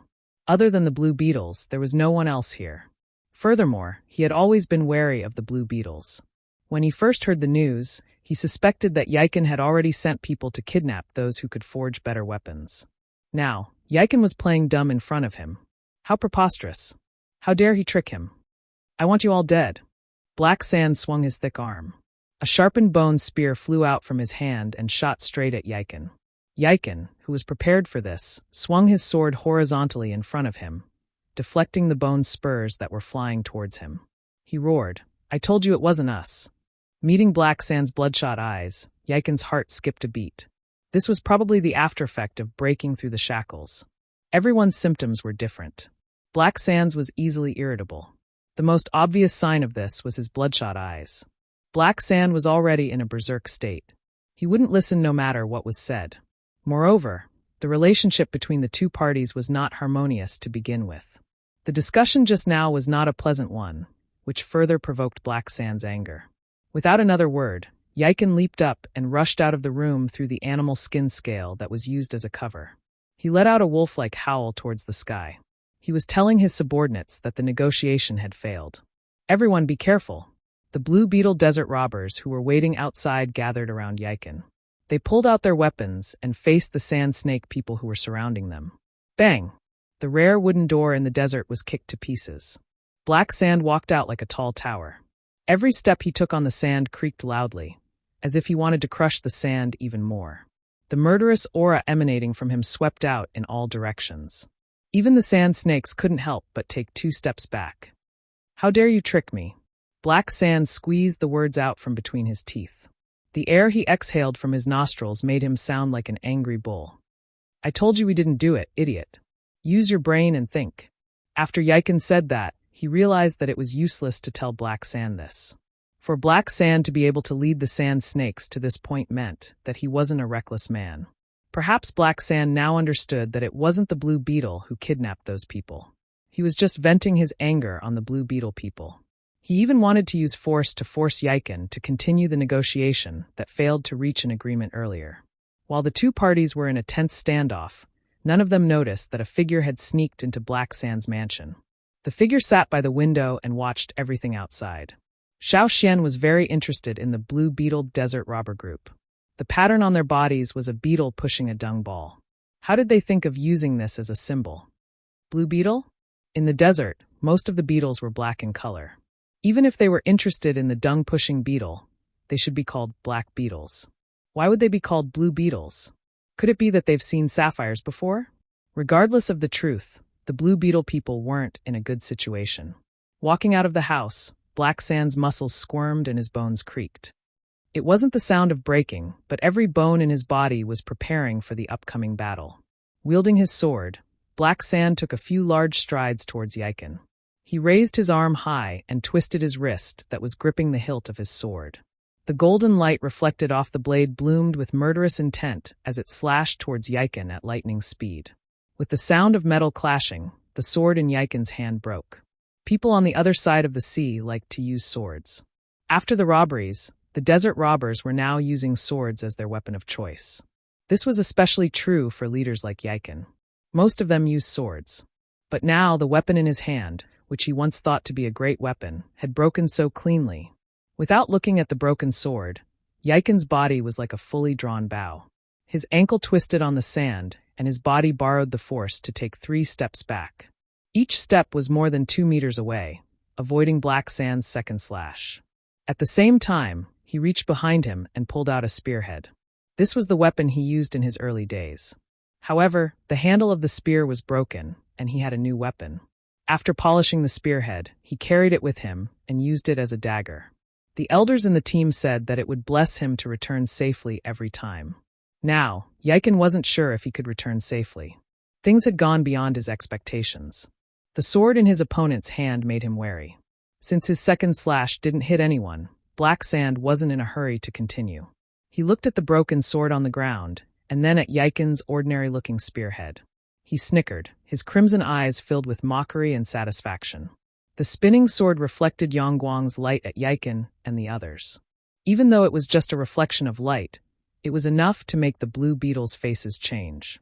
They had seen with their own eyes how the sword had broken their leader's weapon. Now that the reflected light shone on them, they felt even more pressured. It was as if the blade of a sword was scraping against their bodies. They were so nervous that their palms were sweating. "I'll give you a choice." Black Sand's words were slow, but they carried an irrefutable authority. His bloodshot eyes stared straight at Yiken and the others. "Over at Heavenly Water, do as I say." "And if I refuse?" Yiken asked. "Then you'll have to die. No one can help you now." Black Sand raised his sword and used the tip to point at the patterns on Yiken and the others. The smile on his face made him look even more ferocious. His crimson eyes were filled with mockery. "You can summon the insects on your body too. Let me tell you, those insects, I'll stomp them to death if they come. I'll stomp on a pair if they come. I'll stomp on as many as they come." Xiao Xian, who was watching the situation unfold, heard this and said silently, "You can't spout nonsense." Black Sand gripped the glowing sword in his hand. He felt as if he had stepped onto the stairs leading to the holy gate. He had become stronger and could trample on the opponents he disliked in the past. Yiken frowned. He was thinking of the best strategy to deal with the current situation. However, Black Sand wouldn't give him that much time to think. Rustle, rustle, rustle. The sound of sand sliding was exceptionally clear in such a stagnant atmosphere. A strange feeling suddenly rose in his heart. Black Sand stared at a certain spot behind Yiken and the others. His eyes widened and the expression on his face seemed to crack. Bit by bit, his expression changed stiffly. The hand holding the sword trembled. The people around them sucked in their breaths too. Their mouths were agape as if they had seen something horrifying and unbelievable. Yiken, who was guarding against Black Sand and didn't look behind him, quickly turned back. Not far behind them, a huge blue beetle crawled out from the sand. Chapter 745. Somewhere outside the town, behind a sand dune that wasn't too tall, was one of the dunes closest to the Viper's stronghold. There was nowhere to hide if they went any further. Here, Ta and the rest were waiting, keeping an eye on the town's movements. When they saw a burst of sand outside the town, they knew that Xiao Xian had seen them and was about to send them out. That was the signal they had agreed on earlier. The burst of sand came from Sapphire, who was waiting there. Cha-Cha in the sky flew towards the town when it saw the burst of sand. There weren't many large birds of prey in the desert. If Cha-Cha got too close to the group, it would expose their whereabouts. That was why, since they entered the desert, Cha-Cha had been moving freely most of the time. It did not get too close to the group, but it did not stray too far away either, so Xiao Xian could find it in time. After Xiao Xian threw the 5 Gongjia family members out, Cha-Cha swooped down from the sky and took them away. When they flew out of the town, they did not fly towards where Gongjia Run and the rest were. Instead, they flew in a different direction. After shaking off the vipers who were chasing them, they turned back to meet up with Gongjia Run. Gongjia Run explained the situation of the Flaming Horn tribe to the 5 of them. Although his 5 companions were not in the best state of mind, they were still alive and had all their limbs intact. Given enough time to rest and eat, they would recover without any major problems. Gongjia Run was relieved. It seemed like the Flaming Horn tribe was more powerful than he expected. They had made the right choice. If they could leave safely, Gongjia Run would help Yanjiao forge weapons in return for Yanjiao's help. Now that they had saved their people, they had no more worries. If they encountered desert bandits again, the Yanjiao people would not have to worry about anything. They waited for Xiao Xian to return. However, after a while, there was a commotion in the town. Xiao Xian did not appear immediately, nor did he send out a signal for help. What should we do? Tual looked at Ta. Should we go there? Although there were beetles, there were still quite a number of vipers. Xiao Xian alone might not be able to withstand the siege. Accidents were bound to happen. No, wait a little longer. Ta raised his hand to stop him. They hadn't received Xiao Xian's call for help. At the same time, something seemed to be wrong in the small town. Xiao Xian had said that he would send out a signal if there were any abnormalities. Since Xiao Xian did not do so, they continued to wait here. After all these years, Ta also knew that Xiao Xian was no longer the ignorant kid who followed behind the team. Xiao Xian definitely knew what to do. They didn't need to do too much. They just needed to follow the plan. Pay attention to your surroundings, Ta said to everyone. They were now in a place with more desert bandits, so they had to be careful at all times. On the other side, in the small city of the Vipers, under everyone's watchful eyes, the giant blue beetle emerged from the sand. Yellow sand slid off its blue carapace, making hissing sounds. Sapphire's back height might only be considered medium-sized among the desert beasts. However, its overall shape was slightly flat and oval, resembling a giant inverted spoon. There wasn't enough space to accommodate it.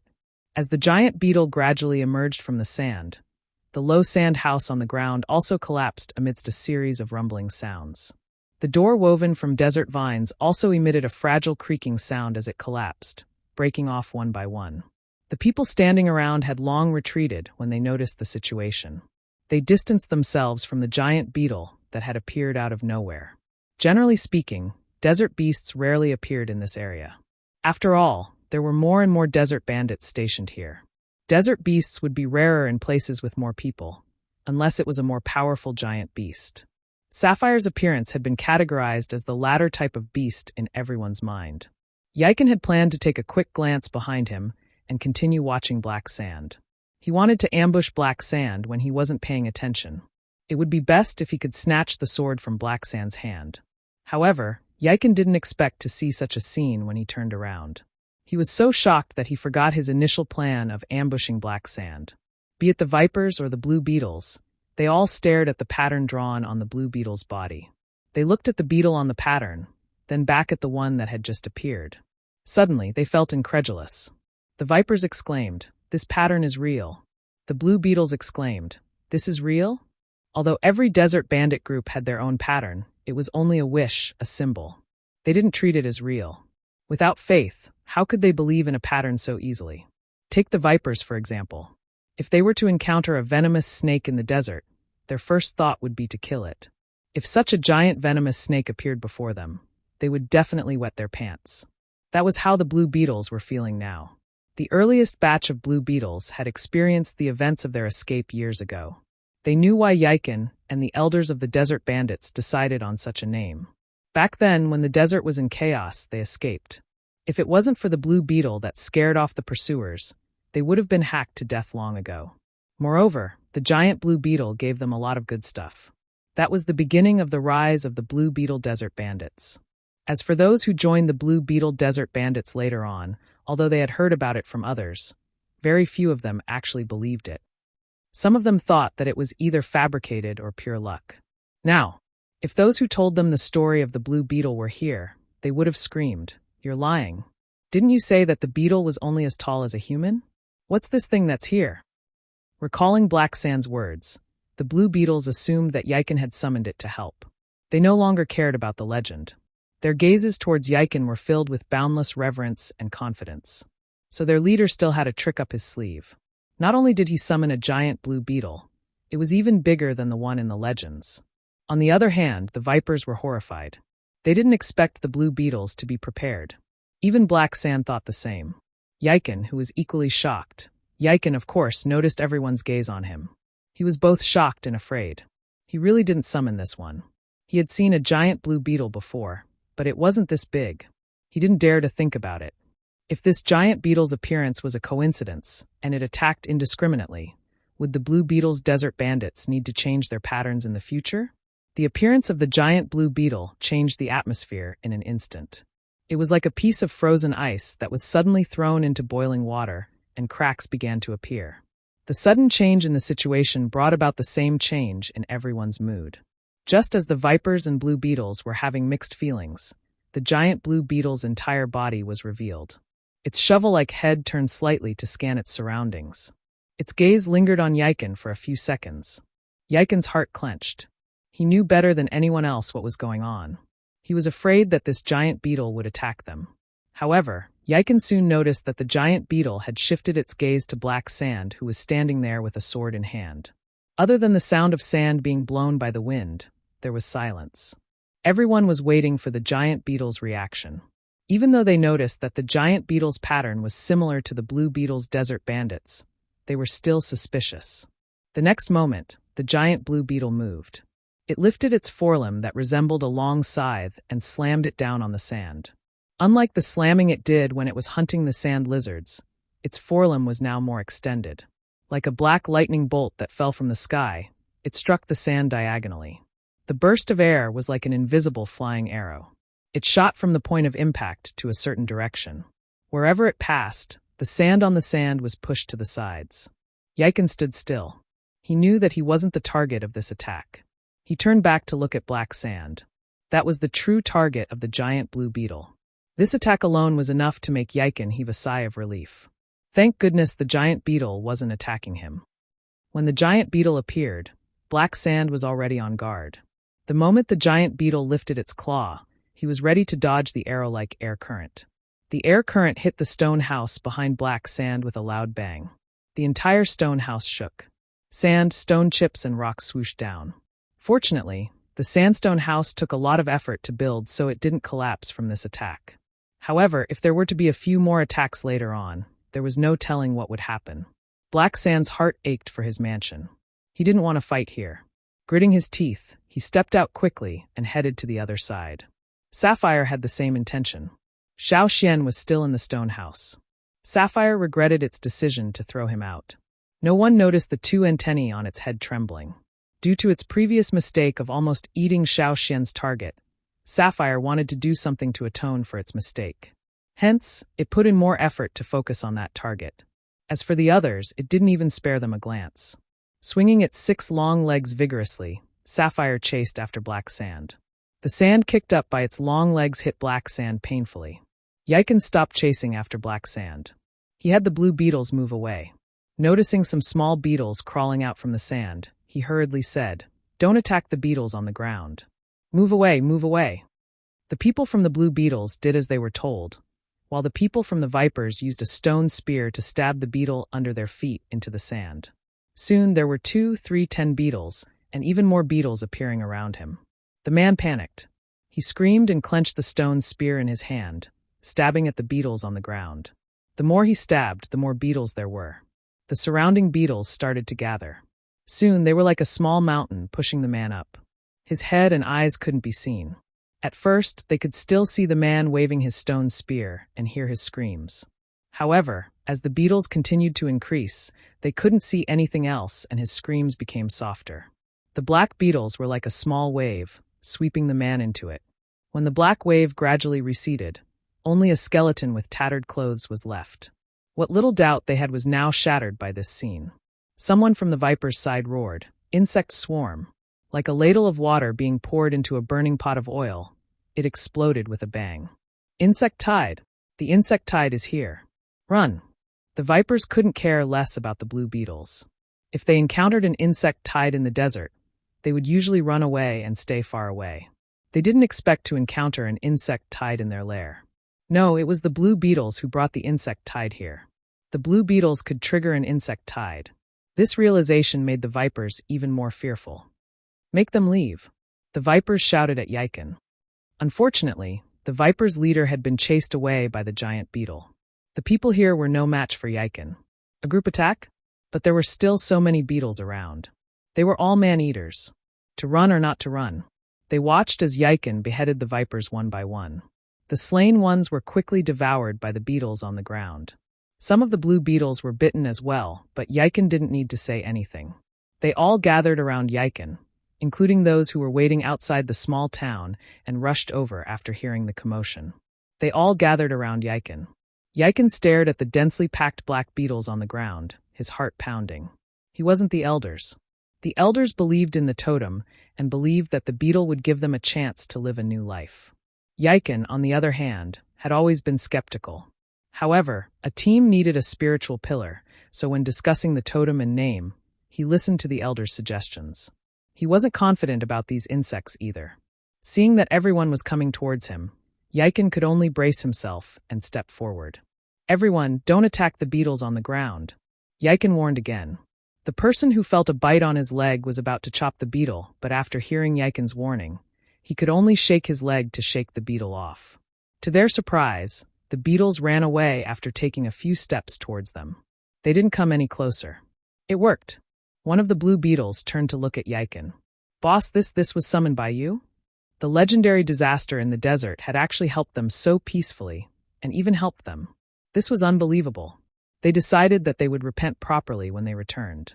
What if they were eaten by an insect tide in the future? Yiken was thinking the same thing, but he was still suspicious. They were slaves who had seen and experienced too much. He still couldn't believe everything that was happening before his eyes. Rumbling noises came from not far away. It was the battle between the giant blue beetle and black sand. They had no idea how it was going. You guys wait here. I'll go up and check on the situation over there. Yiken wanted to jump onto the roof of the sandstone house, but before his feet could leave the ground, someone grabbed onto him. No, no, no. Boss, I want to follow you. The person who grabbed onto Yiken's arm said anxiously. Yes, yes. Boss, we'll follow you. The others beside him quickly chimed in. No need, I'll be fine alone. You guys wait here. Before Yiken could finish, the others wailed and clutched onto Yiken tightly. No. Boss, don't leave us. They wailed so pitifully that it was as if they would be eaten if Yiken left. But that was the truth. Once Yiken left, the beetles who had been driven crazy by their thirst for blood began to attack indiscriminately. The only thing they wouldn't attack was Yiken. As soon as Yiken jumped onto the roof, the little beetles that were wandering around shrank their encirclement and approached. Seeing this, the people below waved at Yiken. Boss, help! Some even jumped onto the roof. Yiken leaped down from the roof, and the approaching beetles retreated. This scene wasn't only witnessed by the blue beetles, but also the vipers. The beetles didn't eat Yiken and seemed to be avoiding him on purpose. Realizing this, some of the vipers began to ponder. Life was the most important thing. One of the vipers ran towards Yiken, shouting as he ran, I'll join you. I'll join the blue beetles. With the first, there would be the second, the third. Although they were worried that their betrayal would anger Black Sand, their lives were more important. Those who followed the blue beetles now wouldn't be eaten by the insect swarm. Plus, Black Sand might not end well. That giant beetle wasn't easy to deal with. Seeing more and more vipers clamoring to join the blue beetles turned to Yiken and waited for their leader to make the decision. They all knew that the vipers were forced by the insect swarm, but this wasn't a bad thing for the blue beetles. At least for the current situation, it was a good thing. Let's not talk about loyalty. Now, the desert bandits were competing on who had more people. Yiken, who was surrounded by the crowd like a protective umbrella, was feeling rather complicated. Yiken was more surprised than anyone else. It was actually true. Could it be that the protection the elders mentioned was real? Sensing something, Yiken whipped his head around to look at the sandstone house. His gaze swept from the door to the few windows. There was no one else in sight, but plenty of black beetles were swarming in through the windows. Those who wanted to hide in the house changed their minds. Leader, what are you looking at? One of the blue beetles asked Yiken. Yiken shook his head. Nothing. He just felt like someone was watching them, but when he looked over, he didn't see anything. Xiao Xian, who was originally in the sandstone house, had already made his way to Sapphire. Bang! The sand on the sandy ground splashed up like a reverse waterfall. Black Sand gripped his sword tightly and sliced the oncoming sand waterfall. The sand rubbed against the blade, producing a piercing sound. It was like sharp gravel scraping against one's heart, piercing one's eardrums. Black Sand's meridians expanded. Ever since he broke free from his shackles, other than his physical body becoming stronger, every time he used the energy within his body, his strength would increase exponentially. It was like a totem warrior activating his totemic power. However, unlike a totem warrior, although he had seized the power for his own use, he hadn't fully absorbed it. Every time he used that power, his emotions would easily become irritable. Fortunately, he controlled himself and didn't lose his rationality. Although there were side effects, the increase in his strength was undeniable. Black Sand dodged the giant beetle's long claws. The muscles on his arms expanded again, increasing his strength. Black Sand's eyes turned blood-red and bulged outwards as if they were about to bleed. He stared at the giant blue figure not far away.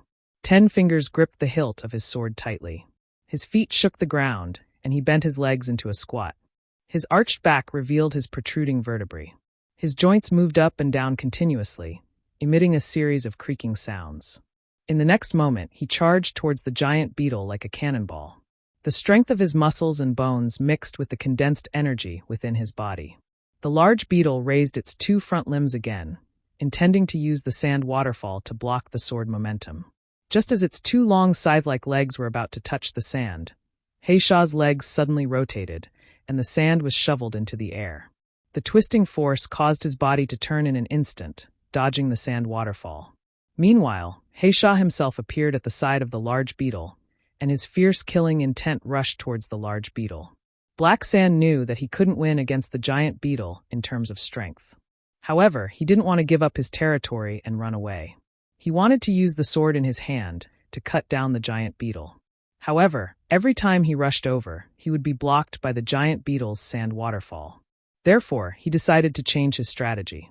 The giant beetle's actions must be because it was afraid of the sword in his hand. Black Sand's confidence grew. His target was the giant beetle's head. Without its head, how could this giant beetle survive? It wasn't like those monsters created by Rock Hill City. Clang! The strong force collided, producing a crisp sound like metal clashing. The force of the vibration transmitted to the bones of the hand holding the sword, producing a cracking sound. Black Sand's two arms were also repelled by the brute force. Black Sand's pupils shrank. He didn't hit. His target was the giant beetle's head. However, when he struck, the beetle seemed to be prepared. It used its other two pairs of legs and its body spun like a top. In an instant, it turned at an angle. The part that was originally facing the blade changed from its head to its carapace. And the carapace was the toughest part of the beetle's body. The sword in Black Sand's hand actually only left a shallow mark on its back when the blade of the sword slashed at its back armor. After being repelled by the force of the rebound, Black Sand didn't have time to do anything. The carapace had already crashed into him. Bam! Black Sand was sent flying. The strength in his body was already unstable. With this collision, his chi and blood were in turmoil. He spat out a mouthful of blood. Blood also seeped out of his eyes. The failure of the surprise attack and the mark on the carapace had shaken Black Sand's confidence. After sending him flying, Sapphire's two hind legs kicked. Its body, which looked as cumbersome as an armored vehicle, moved forward rapidly on the sand. One of its forelimbs was already lashing out like a whip. Black Sand was still in the air and had yet to land. Without wings, he couldn't dodge even if he wanted to. He had no other choice but to raise his sword to block. Bam! The toothed forelimb swept across like a heavy axe. It shook off the obstruction in the air and slammed heavily on the sword. A powerful force followed Black Sand's hand that was holding the sword hilt and rushed straight to his arm. Crack! After his fingers were broken, the bones in his arm made a crisp cracking sound. Even the vertebrae on his back were exploding continuously, as if they couldn't hold on any longer. As for Black Sand himself, he was smashed into the sand by this blow. The resulting sand flow scattered like water splashes. Chapter 746. The power in Black Sand's body was in disarray. The arm holding the sword was weak, and he had no choice but to switch to another hand. Just as he got up, the giant beetle was already in front of him. It raised its two front limbs and did not give Black Sand any time to breathe. Hayshaw felt his scalp go numb from the pressure brought about by the large beetle. Every muscle in his body was trembling, and there was no time for him to dodge. He could only raise his arm and place his sword horizontally in front of him, blocking the attack that was already in front of him. Bang! Black Sand was almost completely smashed into the sand. He could not hold his sword steadily. If it was not for the fact that his body was much stronger, anyone else would have been smashed to death. Even so, Black Sand was barely holding on. He did not even have time to breathe. Hayshaw smelled the scent of death. Previously, he thought that after breaking free from his shackles, he would no longer have such a feeling. But now he felt it. Fear flashed through his scarlet eyes that were oozing blood. He did not want to die. He still wanted to unify this scattered land of desert bandits. He even fantasized about one day taking over Rock Hill City's territory and controlling the entire desert. But now, he could only helplessly endure the fierce and murderous smashes again and again. Sapphire's attack was actually very simple. In the beginning, it did not know the strength of Black Sand's weapon and tested it a few times. But once it confirmed Black Sand and the sword's capabilities, its attack method was very clear. Especially now, when Black Sand was weak, Sapphire did not slack off and did not hold back. There were no superfluous movements. It was simple and straightforward. It smashed again and again. After smashing into the sand, Sapphire would pull him up from the sand and smash him again. If one smash did not kill him, Sapphire would smash him a few more times. Just like when Sapphire was chasing after those sand lizards, Sapphire would fish you out first before hitting you again.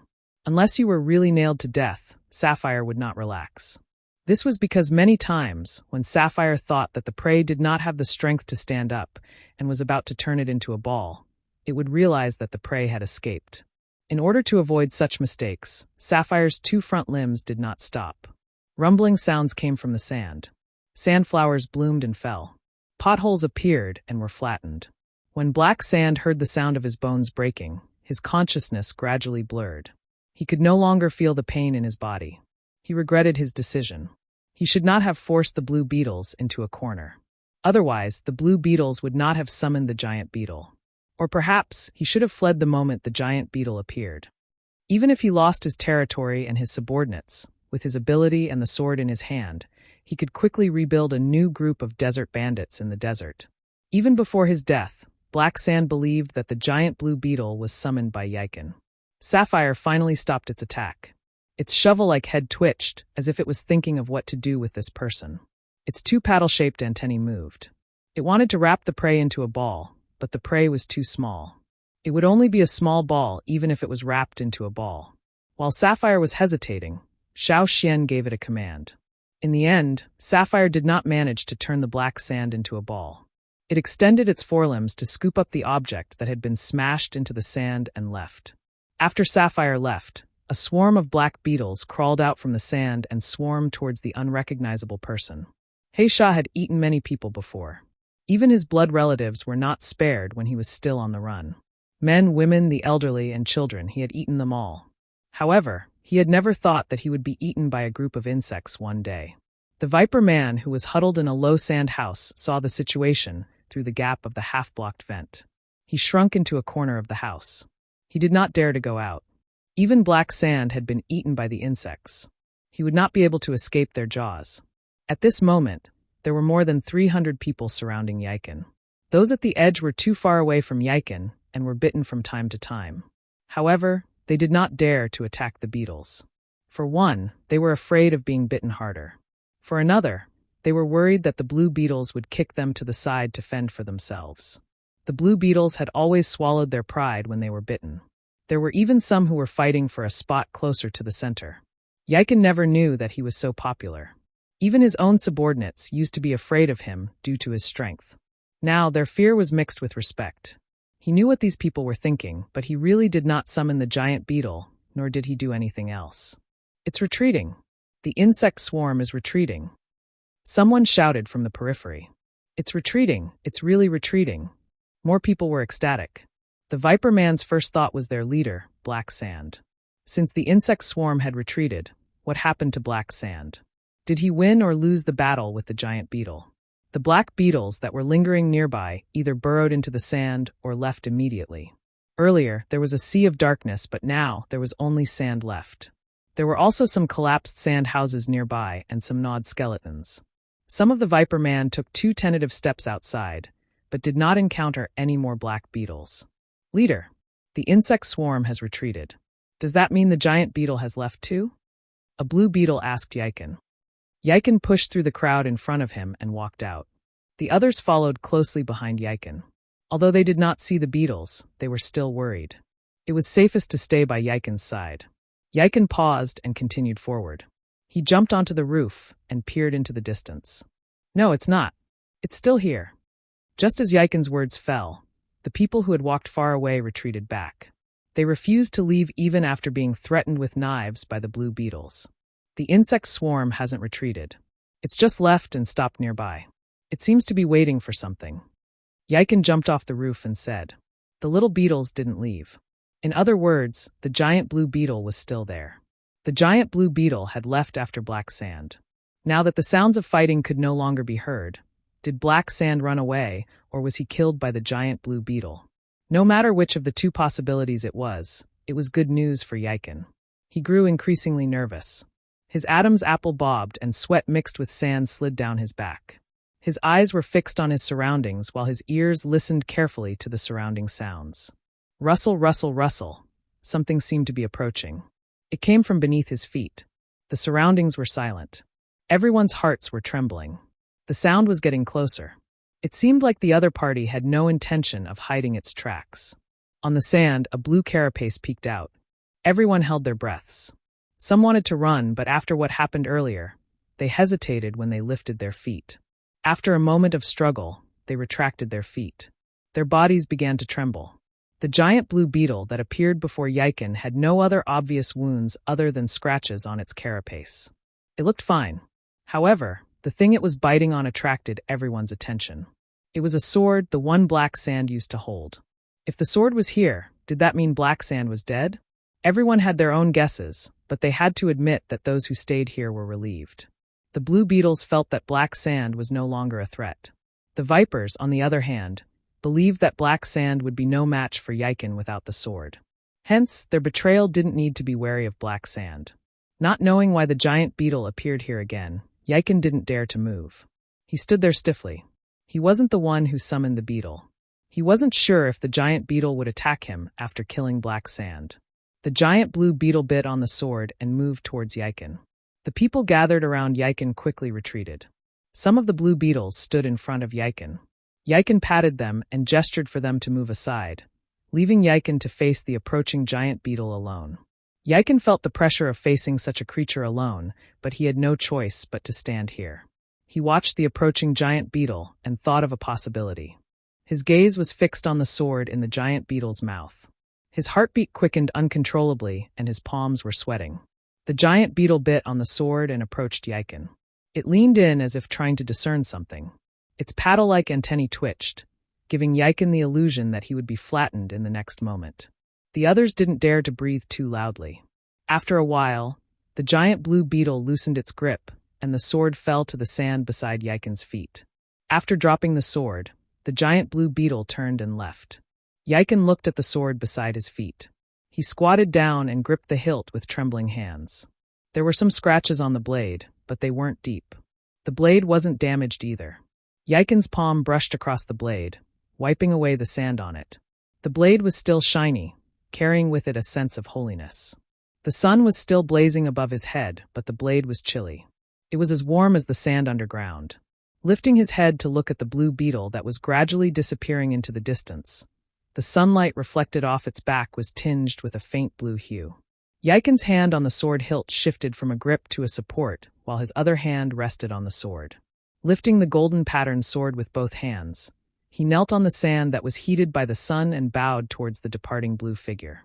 Seeing this, the other blue beetles knelt down in unison, bowing towards the departing blue figure. At this moment, they seemed to have realized something that they had heard of but never experienced before. It was something called faith. Many of them had ancestors who were slaves. They only heard about the tribe from their ancestors when they were alone. Therefore, they didn't understand the tribesmen's feelings of totem worship. But now they seemed to have touched it. The patterns drawn on their arms, chests, backs, and other places seemed to carry a scorching heat that was branded into their hearts. The patterns that used to be laughable had now become sacred, just like how they were now bowing towards the giant blue figure. Perhaps this bit of faith would be able to support them to survive in the desert. While the blue beetles knelt down in unison, the vipers exchanged glances. Kneel or not? Would they be eaten if they didn't? It was better to kneel. Since they had chosen to join the blue beetles and their leader had knelt, how could they still stand? If they didn't show their loyalty now, when would they? Hence, after the blue beetles, the vipers who had chosen to side with them knelt down as well. Under the worship of hundreds of people, the giant blue beetle left and disappeared under the sand. The little beetles that lingered nearby also left, burrowing into the sand. Soon they were nowhere to be seen.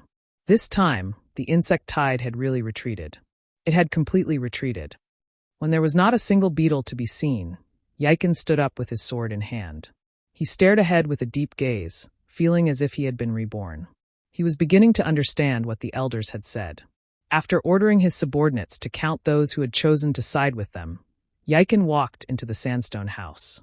This morning, it was still Black Sand's mansion. Now it had a new owner. However, Yiken didn't think much of this place. He walked towards a stone table. On it was a piece of animal skin that Black Sand had written earlier. On it was written the terms of cooperation. It was a cooperation, but all the terms listed on it treated the blue beetles as slaves.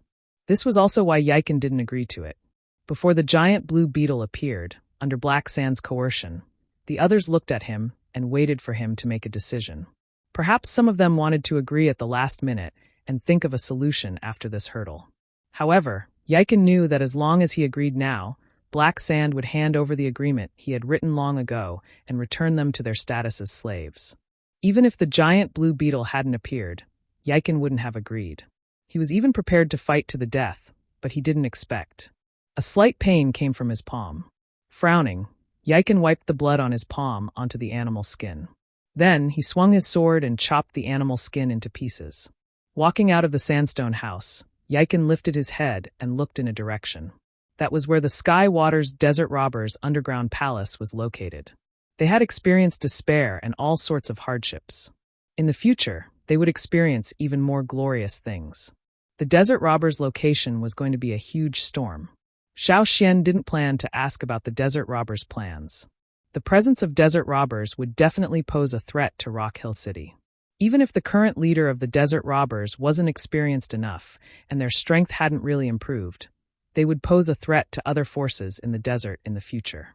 It would be best if they could restrain Rock Hill City. As for Sapphire, the sacred relic that Yiken and the others worshipped, it was here because Xiao Xian asked it to. Of course, Xiao Xian wasn't just here for the two desert robber groups. He had Sapphire fight with Black Sand because he wanted Black Sand to be Sapphire's whetstone.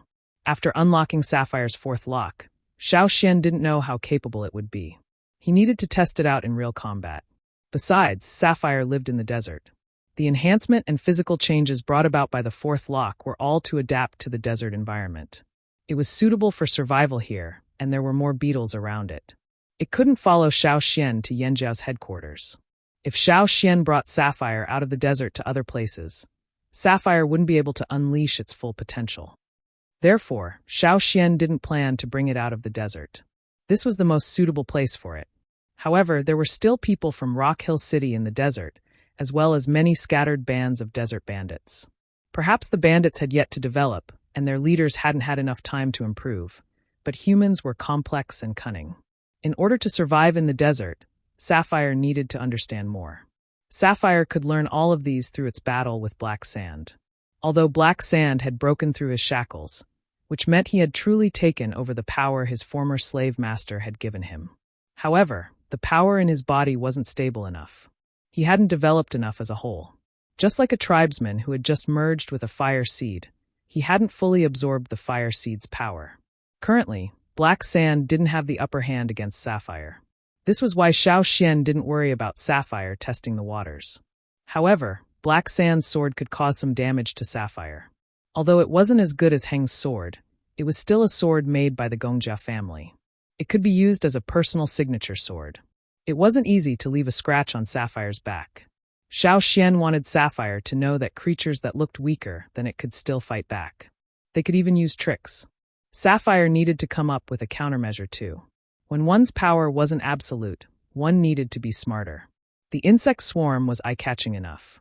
Xiao Xian hoped Sapphire could learn more from this experience. This was his first slave. Xiao Xian didn't want it to become cannon fodder in the desert. Fortunately, Sapphire was smart. When it first created the sand waterfall, it looked like it was defending and attacking, but in reality, it was testing Black Sand and the sword. The sand in the sand waterfall rubbed against the sword, allowing Sapphire to understand the sword's general condition. It could confirm whether it could withstand the attack with its back armor. Once it confirmed that the sword couldn't really hurt it, it seized the opportunity and Black Sand could forget about escaping. Searching for food in the desert was never easy. Beasts would cherish every opportunity. Hence, Black Sand couldn't escape even if he wanted to. As for why the beetles didn't attack Yiken, it was because Sapphire told them not to get close to Yiken. With the beetles' abilities, they couldn't differentiate between too many people and execute overly complicated orders. Hence, it was impossible for Xiao Xian to have them all avoid the blue beetles. Hence, he settled for the next best thing, which was to avoid Yiken. Xiao Xian was interested in the blue beetles, but Sapphire no longer remembered them. Xiao Xian couldn't understand the truth. If Xiao Xian wasn't here, the insect swarm would have attacked indiscriminately. In fact, Yiken would have followed in Black Sand's footsteps. After this incident, Xiao Xian told Sapphire to remember Yiken's scent. If it encountered his men in the future, as long as they didn't attack Sapphire, it wouldn't lead the insect swarm to attack Yiken's men. After all, their totem was the blue dung ball-pushing beetle. Since the blue beetles regarded Sapphire as their religion, it was best to let this misunderstanding continue. Outside Viper's small town, skeletons could be seen occasionally. They belonged to people who failed to escape, when the insect swarm appeared. Xiao Xian returned to where Yan Zhao's men were waiting. "Are you okay?" Ta and the others hurried over to ask. They heard the commotion in the small town and saw the insect swarm. Ta said that he wouldn't make a move until Xiao Xian gave the signal. As expected, the insect swarm appeared not long after. They didn't dare to step into the area where the insect swarm occurred. They weren't Xiao Xian, they wouldn't be attacked by the insect swarm. Many of the snake tribesmen ran out in all directions. Some ran in this direction, and the flaming horn tribesmen killed them on the spot. Otherwise, they would be exposed.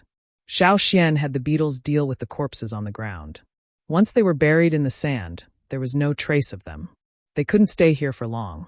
Perhaps the blue beetles would arrive soon to take over the remaining viper forces.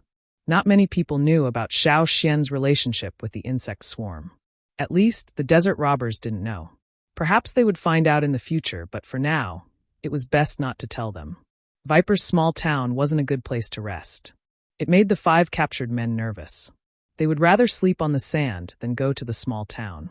Coincidentally, the Yanjiao people didn't want to be with the desert robbers either. They left and headed out of the desert. Gongjia Ren and the other 5 were on Sapphire's back. After receiving food and water and applying medicine to their wounds, they felt much better after some rest.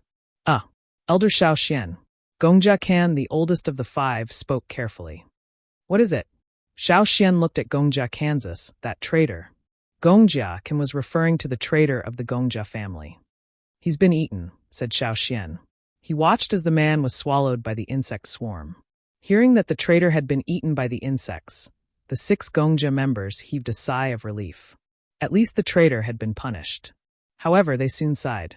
They were all implicated and forced to come out. Who would have thought that the traitor would betray them and even lead the desert bandits to capture them, only to end up like this? "Why? Do you feel bad?" said Lei. If a Yanjiao member betrayed his own family, he would be hunted down. Even if he escaped far away, we would do everything we could to kill him. Like that person, the one who betrayed his own family and sought refuge with the slave master? "Dao Yu," said Tuo. Yes, that's him. Dao Yu. Even though he sought refuge with the slave master and lived well in the desert, didn't he get killed by Xian in the end? When Lei mentioned Dao Yu, Xiao Xian thought of what happened back then. If it was as he guessed, Dao Yu was considered dead but had not disappeared. He was just alive in another state. Somewhere in the desert, a team of 200 people walked on the sand. Unlike the desert robbers, this team's formation was more unique. The most eye-catching was, of course, the giant golden beast walking in the middle. The giant beast was oval-shaped, but not as flat as Sapphire. It was longer, and when it walked, one could see rings of expansion and contraction marks on its back, as if it was made up of several sections. The seemingly heavy back armor armed most of its body, with long legs protruding from its body. There were many legs supporting the entire body's movements. On the back of this giant beast, there was a metal frame covered with some cloth curtains, blocking Yangguang. It looked like a small house with a person lying on a wide chair. "Have you found the person?" A lazy voice came from inside. A short and fat figure quickly approached the giant beast, wiping the sweat from his forehead. He said respectfully, "Third young master, not yet." Above, the cloth curtains were lifted and a hard, fist-sized fruit core was thrown out, mercilessly smashing towards the man's head. A cold voice followed, "Then hurry up and find him."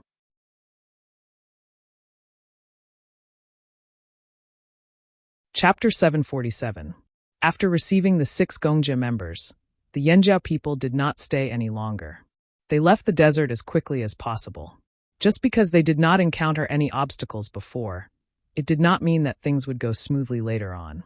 Just like before, they spent more time traveling at night and would rest during the day.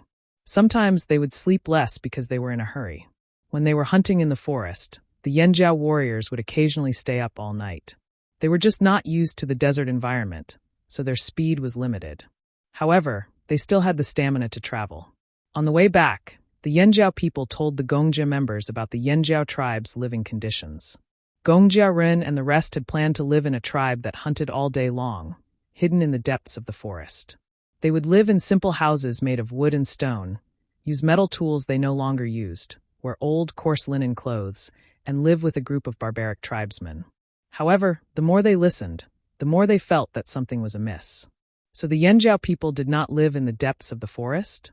So the Yanjiao people did not only live in simple houses made of wood and stone?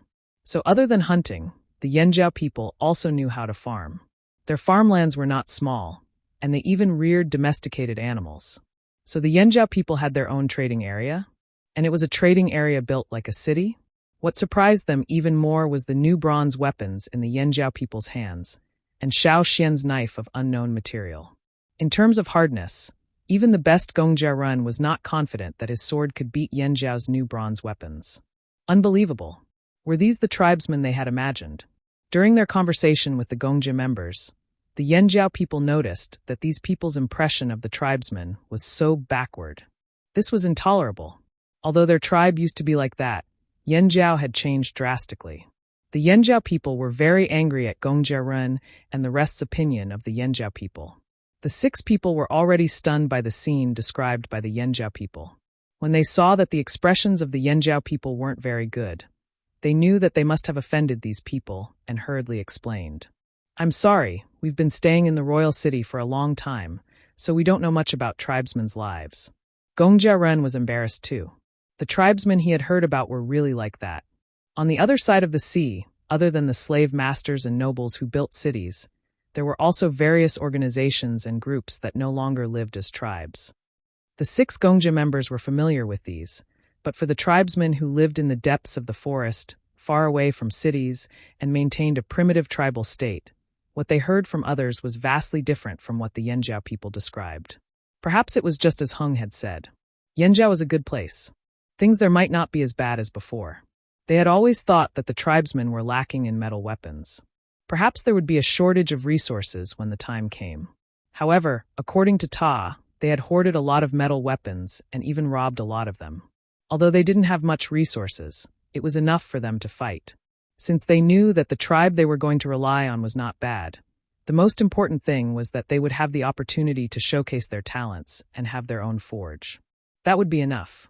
The 6 Gongjia members were looking forward to the new life they were about to live. Their mood improved and they started to talk more with the Yanjiao people. "The most important thing for you to live here is to master the language here. Not every tribe knows the language there," said Xiao Xian. The Yanjiao people knew the language on the other side of the sea and could converse with the 6 Gongjia members, because Zheng Luo and the other half of the tribe had influenced each other. Moreover, the people Xiao Xian brought along this time also knew some of the language, so they wouldn't be unable to understand the Gongjia members' cries for help. However, once they left the desert and entered the tribesmen's territory, they would have to do as the Romans do. Indeed, Gongjia Ren nodded. They had to learn this language. Since they had nothing to do during the journey, the 6 Gongjia members followed the Yanjiao people to learn the language and writing used by the tribesmen. Sometimes, they would even write on the sand when they rested. The medicine the Yanjiao people gave them was of better quality. Now, the 6 Gongjia members could walk and jog. However, they had not fully recovered and could not keep up with the Yanjiao people's speed.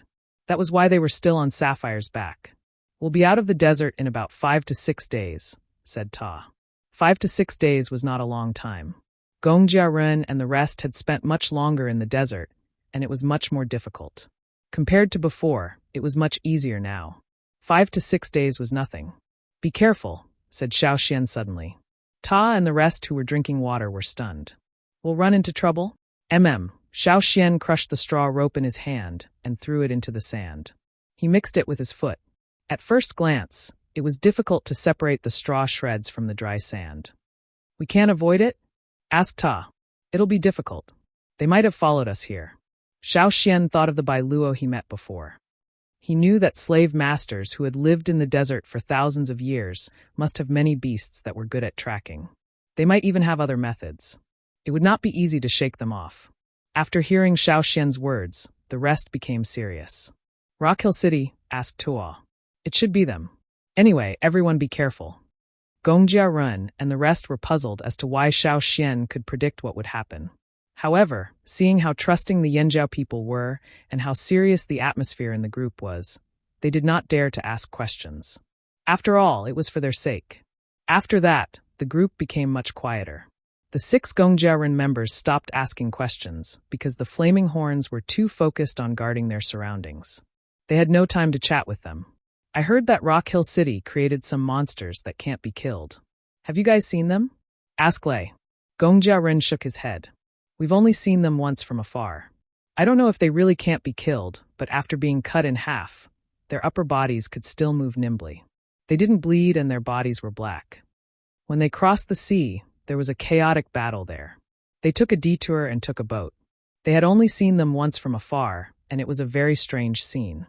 The Gongjia members felt chills run down their spines. It was no wonder Royal City had received news that the battle was not going well. Anyone would be afraid of those monsters. When the Flaming Horn tribesmen heard that these monsters would not die even after being cut in half, and that they could even use their arms to move around as if they could not feel any pain, even if the Flaming Horn tribesmen were mentally prepared, they still felt a layer of goosebumps on their arms. Not even cutting off their heads? Asked Tuo. I don't know. Gong Jiaren and the rest really did not know. They had used all their means to avoid the battlefield and their pursuers. They did not pay much attention to the monsters at the time. They did not even have time to run for their lives, let alone observe if the monsters could still move after their heads were cut off. They can, said Xiao Xian. The Yanjia members and the Gongjia members all looked at Xiao Xian. Other than Ta, who knew part of the reason, the rest did not know. Those monsters have no internal organs, including their hearts. Their heads are not the core of their bodies. Of course, cutting off their heads will definitely affect them, but they can still move. Xiao Xian continued. That's why if you encounter them, you can first cut off their heads, then their limbs. However, they will not die, so you must be careful. There might be a sneak attack with a severed arm or something. Everyone felt their hair stand on end at Xiao Xian's words. Gong Jiaren even touched his neck unconsciously. When he heard Xiao Xian say cut off their limbs, he touched his arm again. He felt his hair stand on end. After all, they grew up in a different environment from the Yanjia people. These words were more impactful to them. Although the Yanjia members were horrified, they still remembered Xiao Xian's words. Remember, they are just puppets. They are controlled by someone. They have no life, they cannot bleed. They do not feel pain, and they do not have self-awareness. Other than their strong bodies, they are no different from withered wood. The key lies in the person controlling them. If there is a chance, I will kill the person controlling the puppets first, continued Xiao Xian. The Yanjia members nodded, indicating that they remembered. Since those puppets could not be considered human and were no different from wood, they would treat these dead humans the same way they treated wood. Under everyone's vigilance, they walked for another 2 days. On this day, Xiao Xian heard the cry of an eagle in the distance. It was the cry of a cha-cha. They're here. Xiao Xian looked in a direction. They're fast. Soon, Ta sensed someone approaching at a speed much faster than their speed. It was no wonder Xiao Xian said they might not be able to avoid it. The Yanjia members were on high alert. In the distance, where the sand met the sky, dust began to roll. A giant figure reflected the golden light, the most eye-catching of all. It was a giant oval-shaped beast. From the reflection of the light, one could tell that its entire body was covered in hard armor. There were people on the back of the giant beast, but they were blocked by a cloth curtain, so one could not see who was inside. There were other people around the giant golden beast, all wearing golden armor. They were very similar to the Jinjiao guards Xiao Xian had seen before. Xiao Xian's gaze swept over the people closest to the giant beast. Although they were all wearing armor, and gave Xiao Xian a similar feeling to the Jinjiao guards, Xiao Xian was more concerned about the people running on the periphery. Those people were wearing thick cotton clothes and looked very low-key. Even their heads were covered. If they were ordinary people, they would definitely be sweating from wearing such clothes and running so vigorously under such a hot sun. The people wearing golden armor around the giant beast were relatively normal. One could see that they were tired, but these people didn't seem to feel it at all. They didn't seem to be tired at all. It was them. They were the legendary freaks. Only those who no longer had self-awareness, knew no pain, knew no fatigue, and knew no cold or heat could move like a machine. Even the movement of their feet was neat and tidy. If that was all, they would look more like well-trained soldiers. In reality, they were just puppets. Now that they were close, the sand and dust had limited cover. A gust of wind could be seen. There were about 200 people. Among these 200 people, there were 100 people in armor and close to 100 freaks. They were split evenly between the two sides. Seeing that there was a giant beast, the 6 Gongjia members dismounted from Sapphire's back. Sapphire was obviously going to participate in the battle and could not carry them all the time. Moreover, they could walk and run now. They held the new bronze weapons given by the Yanjiao people and stood together. The Yanjiao people surrounded them in the middle. The troop was getting closer and closer, only slowing down when they were 100 meters away. They walked forward a little more before stopping. The people of the Flaming Horn tribe noticed that the 100 people closest to the giant beast could clearly hear the sound of their breathing after they stopped. Even though they were wearing armor, they could see the rise and fall of their chests. Even the giant beast seemed to be panting. When it lowered its head, the sand on the ground was blown up. However, the people standing at the periphery were not even breathing, let alone panting. After they stopped, they stood there stiffly like they were made of wood. Due to the thick linen cloth, their faces could not be seen clearly. However, the Yanjiao people had already guessed that these people were the freaks everyone was talking about. When Sapphire saw the giant beast, it walked to Xiao Xian's side and raised its 2 long forelimbs, looking at the giant beast threateningly. It was difficult for giant beasts to get along with each other. Hand over the Gongjia people. A cold voice came from the back of the giant golden armored beast. They could not see the person's face through the cloth, but they could hear the thick arrogance and disdain in the voice. Without waiting for an answer, the person continued, "Which one of you is Gongjia Ren? Step forward." Xiao Xian raised an eyebrow. Ta and the rest's expressions changed too. Why did the person only call out Gongjia Ren's name? However, they did not look at Gongjia Ren. Xiao Xian waved his hand behind his back, indicating that they did not need to answer. The person waited for a while but did not receive a reply. His voice lowered again, this time with an obvious threat. "Which one is Gongjia Ren? If you don't answer, you'll all die." Xiao Xian thought carefully about the voice. It sounded familiar, but it had been too long since they last met. "And who are you?" asked Xiao Xian. "Shut up. You haven't answered the young master's question." An armored man took 2 steps forward, pointing at Xiao Xian as he shouted. Then, a slightly gloomy voice came from behind the cloth on the insect's back. "Second young master, don't waste time. Kill a few people first and they'll talk." "You're right." It was the same voice from before, but it did not have the arrogance it had when facing Xiao Xian and the rest. It seemed to be afraid of the person who spoke. "Second young master? Luoya City's second young master, Su Le?" Xiao Xian suddenly remembered this person. When they first entered the desert, they were in Luoya City. Luoya City's king, Su Luan, had 3 sons. The first young master, Su Ka, second young master, Su Le, and third young master, Su Gu. They were half-brothers, but their relationship was like fire and water. Back then, it was because of Xiao Xian that Su Gu snatched the spot that should have been Su Li's to go to Beast City. As soon as Xiao Xian spoke, the man on the golden beast's back lifted the cloth curtain and looked down. Then, his eyes turned sharp and cold. "Yanjiao Xiao Xian?" Every word was squeezed out from the gaps between his teeth. Even Gongjia Ren and the rest could feel the intense hatred. The rest of Yanjiao looked at Xiao Xian, asking with their eyes, "Does this person have a grudge against you?" Even Xiao Xian did not expect Su Le to remember him. It had been so long, but he still remembered him so clearly. Of course, Su Le remembered it clearly. If it weren't for Xiao Xian, Su Gu wouldn't have had the opportunity to follow his father to the Beast City. He wouldn't have been qualified to participate in some important affairs, and he wouldn't have had the opportunity to develop to the point where he could compete with him today. Su Le was a vengeful person. Even if it had been a long time, he would still remember those who had offended him. Of course, he remembered Xiao Xian. While Su Le and Xiao Xian were confronting each other, somewhere further away, a team similar to Su Li's was also advancing. Even the giant beast was of the same species. A short and fat person trembled and ran to the side of the golden beast. He said to the man on the beast's back, "Third young master, there's news." "Oh, hurry up and tell me.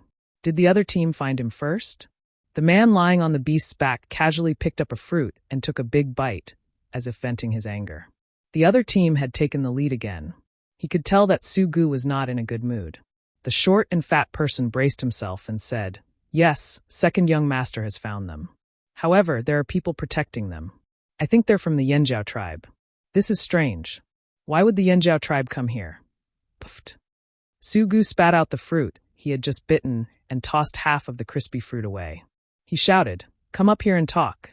The short and fat man was shocked, but he reacted quickly and climbed onto the beast's back. He looked clumsy, but his movements were agile. He leaped onto the beast's back and came before the curtain. He bowed and said, "We've just received news that the Yanjiao tribe took the Gongjia family members away. Second young master is now fighting for them. Third young master, do you think we should hurry over? If we're too slow, the Gongjia family members will be taken away." The short and fat man waited for Su Gu's reply. He thought it was strange and asked again, "Young master, you?" "I'm not going." A voice came from inside. "Yes." Immediately. What? The short and fat man thought he had heard wrongly. Didn't the third young master and the second young master fight fiercely? They had to fight for everything.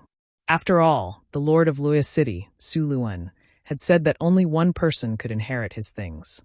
Now, among Su Luan's living children, only the second young master, Su Lu, and the third young master, Su Gu, were left. In the past, everyone thought it would be the eldest young master, Su Ka, and the second young master, Su Lu, who would fight for the right to be the lord of Luoya City. However, after the desert incident, the lord of Luoya City was no longer called the lord of Luoya City. Even so, the current Luoya City was at least twice as big as before. As for the title of lord, it didn't matter much since they couldn't surpass Rock Hill City. The city was twice as big, with more resources and wealth. They could even be entrusted with important tasks by the Rock Hill City king. This was a huge temptation. Su Luan's decision still didn't change. He said that there would only be one heir, and almost all the resources and wealth. Therefore, at that time, many people thought it would be a fight between the eldest young master and the second young master. However, they didn't expect that the eldest young master would encounter an accident during a mission and be killed by people from the other side of the sea. Only the second and third young masters were left. At that time, many people still thought that since the eldest young master was gone, then the second young master would definitely inherit the throne. However, the third young master, Su Gu, rose to power. Now, the two young masters were almost evenly matched. Everything was fiercely fought. If it was in the past, after receiving a mission, once he heard that Su Lu would arrive first, Su Gu would definitely be anxious and urge him to hurry. However, this time it was different. "I said I'm not going, and I'm not going. Didn't you hear me?" After a pause, Su Gu said again, "Slow down. There's no need to rush." "Yes." The short and fat man wiped the sweat from his forehead, thinking that the third young master was really hard to please. Just now, he said he wouldn't go, and the next thing he said was to slow down. Would he regret it after a while? No matter what, the team had already slowed down according to Su Gu's request. The originally hurried team now looked like they were taking a stroll, lazy and leisurely.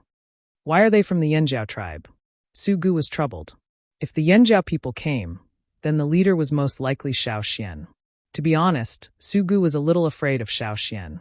This was something he felt from the beginning in Luoya City. Later on, some things made him even more afraid of Xiao Xian. However, he wasn't willing to give up just like that. That was why he asked the team to slow down.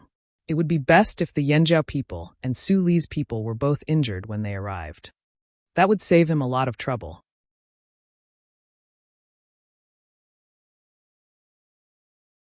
Chapter 748. Under the scorching sun, two groups of people stood facing each other amidst the endless yellow sands. Su Lu glared at Xiao Xian with a murderous glint in his eyes. If possible, he wanted to personally chop Xiao Xian up and feed him to the slaves. However, Su Lu cherished his life. He knew that Xiao Xian was not easy to deal with. Although he hadn't seen it with his own eyes back then, he had heard of the situation in the Colosseum. Su Lu didn't want to take the risk. If he died, the right to inherit Autumnfall would only go to that idiot Su Gu. However, with Su Li's current status, he didn't need to go personally. He was a slave master and had slaves under his command. Ever since the situation in the desert changed, he had also trained some of his better slaves. He only needed to leave the fighting to the slaves while he watched from the sidelines. Not to mention, Su Lu tilted his head slightly to look at a person seated diagonally behind him. This person was dressed in the same way as the silent people outside the group. They were all dressed in grayish-white sackcloth. The only difference was that while the silent people had their heads wrapped in sackcloth, this person only had his head covered by a hood. Only the lower half of his pale face could be seen. When the light was dim, not even a hint of his expression could be seen. In the desert, most people's skin was tanned due to the sun. However, this person looked like he had not seen Yangguang for a long time. He even gave off a sickly pale feeling. There was more than one person like this in Rock Hill City. Some participated in the Coastal War, while others followed the slave masters. His third brother also had such a person beside him. These people were the ones who controlled the monsters on the outskirts. Although having such people around made him uncomfortable, on the other hand, they were also a protective force. With these people around, Sulu felt a lot more at ease. The slaves under his command were also slowly being depleted. Glancing at the people behind him, Sulu felt more confident.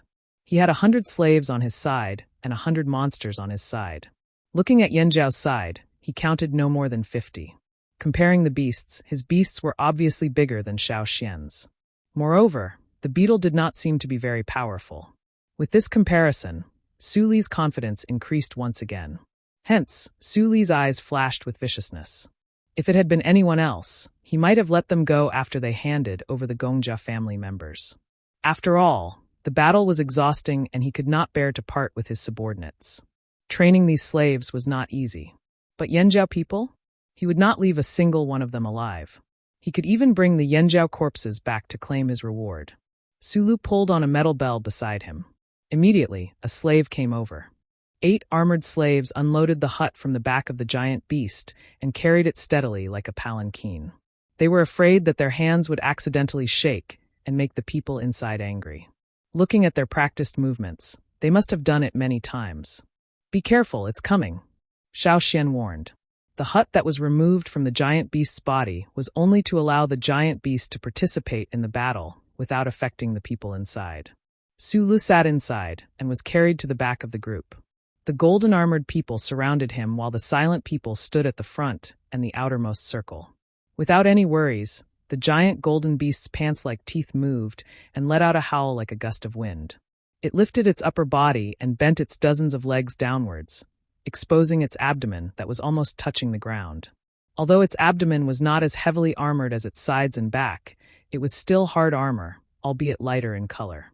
Then, the golden-armored beast smashed its upper body into the ground like a spiked club.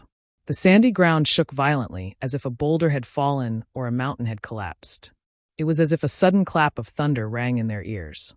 Those who were close by felt their heads hurt and their chest churn. The 6 Gongjia members felt a sense of oppression. When they were escaping, they had never encountered a giant beast like this. Even if they had only seen it from afar. If they had encountered a giant beast like this, they would have died long ago. After the rumble, waves of sand rose and spread towards the Yanjiao people. The waves spread to the feet of the Yanjiao people. Even those who stood 100 meters away felt their footing become unstable. It was as if they were standing on a small boat in the middle of a storm, swaying and swaying. The giant golden figure stirred up a gust of sand that rubbed against the giant golden beast's armor. It was as if sand was being polished against hard metal, producing a sharp sizzling sound. Gongjia Ren lifted his sleeves to cover his nose and mouth, squinting his eyes into thin slits to prevent the sand from entering his eyes. His slightly wide sleeves flapped under the wind and sand, and his hair was almost blown parallel to the ground. This giant beast was not easy to deal with. Then what should the Yanjiao people do? Gongjia Ren looked around. To Gongjia Ren's surprise, the Yanjiao people did not show any signs of fear or nervousness. It was as if the giant golden beast's performance was nothing more than a normal gust of wind.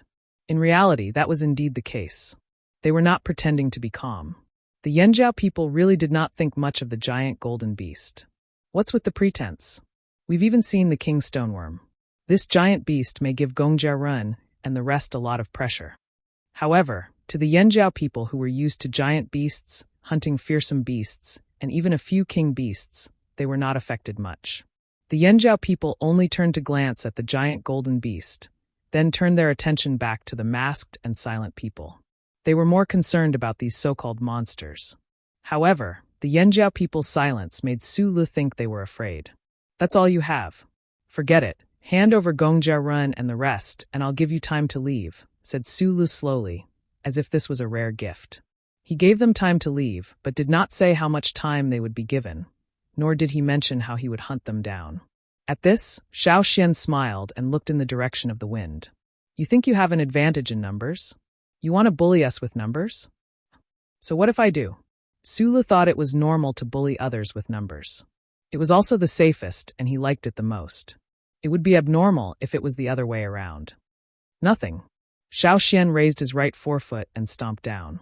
The ground beneath his feet trembled slightly. It was not as strong as the giant golden beast, but it traveled far. The air around them seemed to change slightly with this stomp, as if muffled thunder was coming from under Xiao Xian's feet. The sound was not loud, as if it came from afar, but also from underground. A layer of sand on the ground spread outwards in a circle, expanding rapidly. Soon, it had passed by Su Li's side. The armored men standing around Su Li felt a gentle gust of wind graze their feet.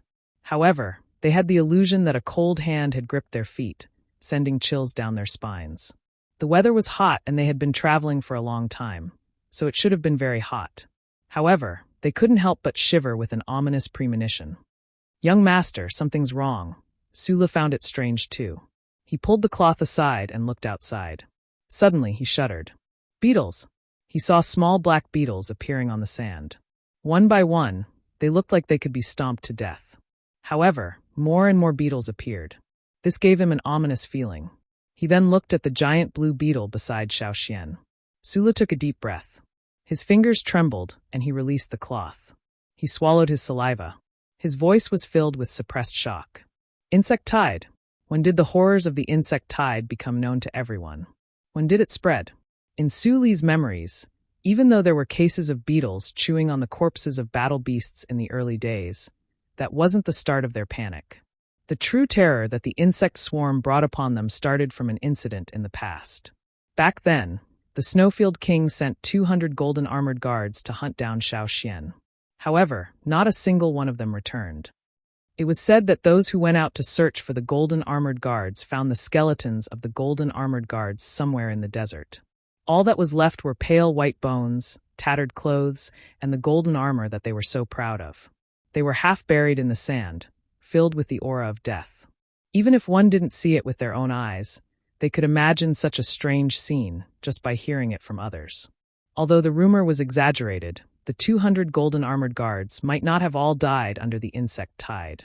However, the complete disappearance of the 200 golden armored guards was most likely related to the insect tide. It was also from then on that the insect tide became another disaster in the desert that caused everyone's expression to change.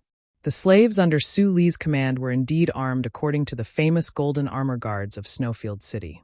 He and Su Gu had done the same thing. The armors on these slaves were also made in the same batch, and Su Luan had distributed them later. It was a fair distribution of resources before the Lord of Luoya City chose his successor. Back then, the golden armored guards of Snowfield City, who were as cruel and bloody as a meat grinder, couldn't escape the insect tide. What would happen to his slaves? Su Li was indeed proud of having a team of slaves armed with golden armor. However, he also knew that there was still a gap between his slaves and the golden armored guards of Snowfield City. As he thought about it, Su Li felt a chill run down his spine. His teeth chattered. So this was what Xiao Xian meant when he said bully with numbers. The black insects that rushed out from under the sand had formed a tide of insects. As far as the eye could see, the black tide of insects almost blocked most of the view. The black beetles swarmed towards Su Li like a tidal wave. The armored slaves screamed and slapped away the beetles that pounced on them. However, more and more beetles squeezed through the gaps between their armor and their clothes. The beasts that the slaves rode stomped their hooves in horror, flinging the people off their backs. The originally neat formation became a mess. However, there were exceptions. Xiao Xian looked at the situation with a solemn expression. They're avoiding the monsters. Those beetles, whether it was fresh or rotten meat, would not leave anything behind. However, when faced with the monsters, it was as if they didn't want to get close to them. They were very repulsive and even took a detour when they rushed past them. Compared to the panicked golden armored slaves, the people who were covered in linen standing on the periphery were like wooden blocks. They didn't react to their surroundings at all.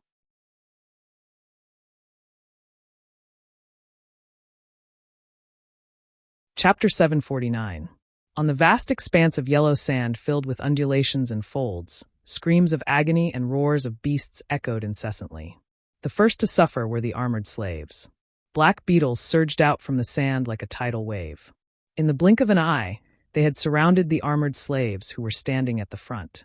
Like hungry wolves, the black beetles pounced on them one after another. There were too many beetles. Even if the slaves managed to shake them off, there would still be other beetles swarming in. Even the slightest carelessness would allow the beetles to seize the opportunity to burrow into the armors and gnaw on them. After a frantic roar, a slave in golden armor could no longer hold on. He staggered and fell to the ground. He had just shaken off a wave of beetles and exposed his upper body to the black tide to catch his breath. But in the next moment, he was enveloped again. His face had been gnawed into a bloody mess. The smell of blood stimulated the beetles, causing them to become even more frenzied. There were too many of them. Psychologically speaking, the slaves had already broken down. Strangely, other than the monsters standing at the outermost periphery, the beetles didn't approach the small house surrounded by the cloth tent. Even the slaves who were caught in the tide of beetles were squeezing towards that side. Xiao Xian felt like he was witnessing the same scene that Yiken had encountered earlier. However, the difference was that Yiken wasn't attacked by the beetles back then because of Xiao Xian and Sapphire. The current situation was different, just like how the beetles didn't approach the monsters. Seeing that the beetles weren't coming closer, Su Li's heart calmed down. His greatest fear had been resolved. As long as he was fine, everything was fine. The slaves' deaths made him feel terrible. It wasn't because he was sad, but because the bond between slaves and slave owners would be forcefully severed after a slave's death. The tighter the bond between the slave and the slave owner, the more intense the feeling would be when the bond was severed. These slaves in golden armor were all carefully trained by him. The deaths of the slaves devoured by the beetles were like a hammer to his head. His head hurt like it was about to split open, and his heart was filled with anxiety. Fortunately, judging from the current situation, the beetles weren't omnipotent. At least, they were useless against those people. Su Li's eyes shone with a vicious light as he roared, "Kill them all!" The golden-plated beast was already charging towards them. It was a beast enslaved by Su Li. Before the changes in the desert, such a beast would have been brought to the bestial battle arena. However, the bestial battle arena had been closed for a long time now. These beasts had also become a part of the battle. They were also the beasts that Su Li would ride on whenever he went out on a mission. "Go," Xiao Xian said to Sapphire. In terms of size, Sapphire was not as large as the giant golden beast, and its tonnage was also a notch lower, but Xiao Xian had faith in Sapphire. The collision of the two giant beasts seemed to have created a storm in the desert. The flying sand and dust made everything on the ground blurry. The strange people who had been standing there silently also began to move. The slaves were too intimidated by the insect swarm to charge forward. Su Li couldn't bear to send his well-trained slaves to their deaths either, so he had no choice but to let the weirdos do it. How could those freaks defeat the Yanjiao people? After all, they still had the advantage in terms of numbers. "Protect them," Ta shouted to the warriors surrounding the 6 Gongjia members. The Yanjiao people pulled out swords, axes, spears, and other weapons covered in animal hide. When they came to the desert, they brought 2 types of weapons. One was a new bronze weapon, and the other was an ordinary bronze weapon. Most of the time, unless they were dealing with the beasts in the desert, they would only use ordinary weapons. As for the new bronze weapons, they were all covered up. After all, this kind of weapon was too unique, so they had to cover it up. But now that they were going to fight, of course they would not hold back, and there was no need to cover it up. The totemic power in their bodies surged. In the blink of an eye, the Yanjiao people had fully unleashed their auras. Totemic patterns appeared on their bodies. There were no shouts or howls, only silent as they charged forward. When they hunted in the forest, they did not roar often, unless the hunt was nearing its end or under special circumstances, such as a group hunt, or using their roars to chase away beasts. Now they maintained the same habit in battle. The giant axe in his hand swung mercilessly, colliding with the weapon in the freak's hand. The brute force forced the other party to retreat. The axe-wielding Yanjiao person's shoulders shook to dissipate the force. Then he raised his arm and swung it again. The warrior who was holding the long spear had already replaced the green spearhead. With a shake of the long handle, a hole seemed to have been opened up in the sand. The spearhead was like a sharp fang that locked onto its prey, biting towards the man whose head was wrapped in linen cloth. Ear-piercing sounds of collisions rang out everywhere. The Yanjiao people followed Xiao Xian's advice and attacked the other party's head first. The spear pierced through the throat of one of the masked men, leaving a hole. If it were a normal person, blood would have gushed out of the wound. However, after the masked men's throats were pierced, not only was there no blood spurting out of the wound, but their movements were also not affected. Some of them even used their heads as weapons to attack. It looked like they were prepared to perish together with the masked men. Xiao Xian sighed inwardly. It was just as he had expected. These were people who had died long ago. The ones here were just puppets under their control. They had no sense of pain or consciousness. No matter how strong a beast was, it would still have some self-defense mechanisms in battle. For example, when their vitals were threatened, they would dodge or block. However, these freaks did not seem to know that. Everything they did was to attack, and every attack was filled with killing intent. They could not be called humans. They were more like killing machines. Xiao Xian pushed off the ground with his right leg and instantly took 2 steps back to avoid the other party's head. These freaks were not afraid of pain. They were fearless and did not have any emotional fluctuations. They would not be affected by the outside world. Even if they were injured, they would not be affected. However, Xiao Xian could not ignore them. He twisted his ankle and stopped his retreat. The knife in his hand descended like a bolt of lightning. It cut through the air with a hissing sound, as if it was rubbing against sand. The blade flashed with a bright light as it beheaded the freak in front of him. Where the other Yanjiao people were, heads wrapped in linen could be seen being chopped off one by one. There was no blood at the cut, only some black, shriveled flesh. The headless freaks only paused for a moment before continuing to attack. It was as if they had not lost their heads, but only a strand of hair. However, if one looked closely, they would notice that these headless freaks were less agile than they had been at the beginning. The experienced Yanjiao people naturally noticed this as well. They were more and more convinced by Xiao Xian's suggestion. Sure enough, it was effective. However, even if this method could have a certain effect, seeing the headless people still standing, as if their movements weren't affected, and they could still continue to fight with their weapons, everyone couldn't help but have a strange feeling in their hearts. Su Le, who was watching from the sidelines, naturally noticed that the Yanjiao people's actions seemed to be planned. However, compared to that, Su Le was more concerned about the things in the Yanjiao people's hands. When he saw the green weapons in the Yanjiao people's hands, Su Le's eyebrows shot up. He was so shocked that his jaw dropped. He suspected that his eyes were playing tricks on him. He pulled open the cloth curtain in front of him and stared with wide eyes at the things in the Yanjiao people's hands. He had seen similar green weapons before. However, they weren't weapons that they could use. Apart from a small number of core personnel who participated in the battle near the coast, no one else possessed such weapons. Even his father, Su Luan, only had one. It was said that it was an even tougher weapon. There were very few such green weapons. Even young masters like him might not own one. If they wanted one, they would have to exchange for it with contributions. However, why did the Yanjiao people have them too? Was it possible? Could it be that they just looked alike? In order to find out, Su Le continued to observe. His focus was on the weapons. As for the Yanjiao people's planned actions, he didn't care anymore. In his opinion, these freaks were immortal. Even if they were dismembered, they would still be able to continue fighting. He didn't think that these freaks would be defeated. Defeated? How was that possible? Even the person sitting quietly behind Su Le couldn't help but look up when he saw the green weapons in the Yanjiao people's hands. He didn't sit quietly with his eyelids lowered. However, compared to the agitated Su Le, this person's expression was indifferent. His gray eyes were like a lifeless desert. The sound of metal clashing against metal was ear-piercing. Su Le's heart raced as he watched the weapons in the freak's hands break with every collision. Yes, that's it. Actually, the weapons in the freak's hands were already better than the ones used by the desert robbers. However, these weapons were no match for the green weapons in the Yanjiao people's hands. Su Le's breathing quickened. His original plan was to bring the Gongjia family members back, complete this mission, and reap some benefits at the same time. Who would have thought that he would encounter something so good?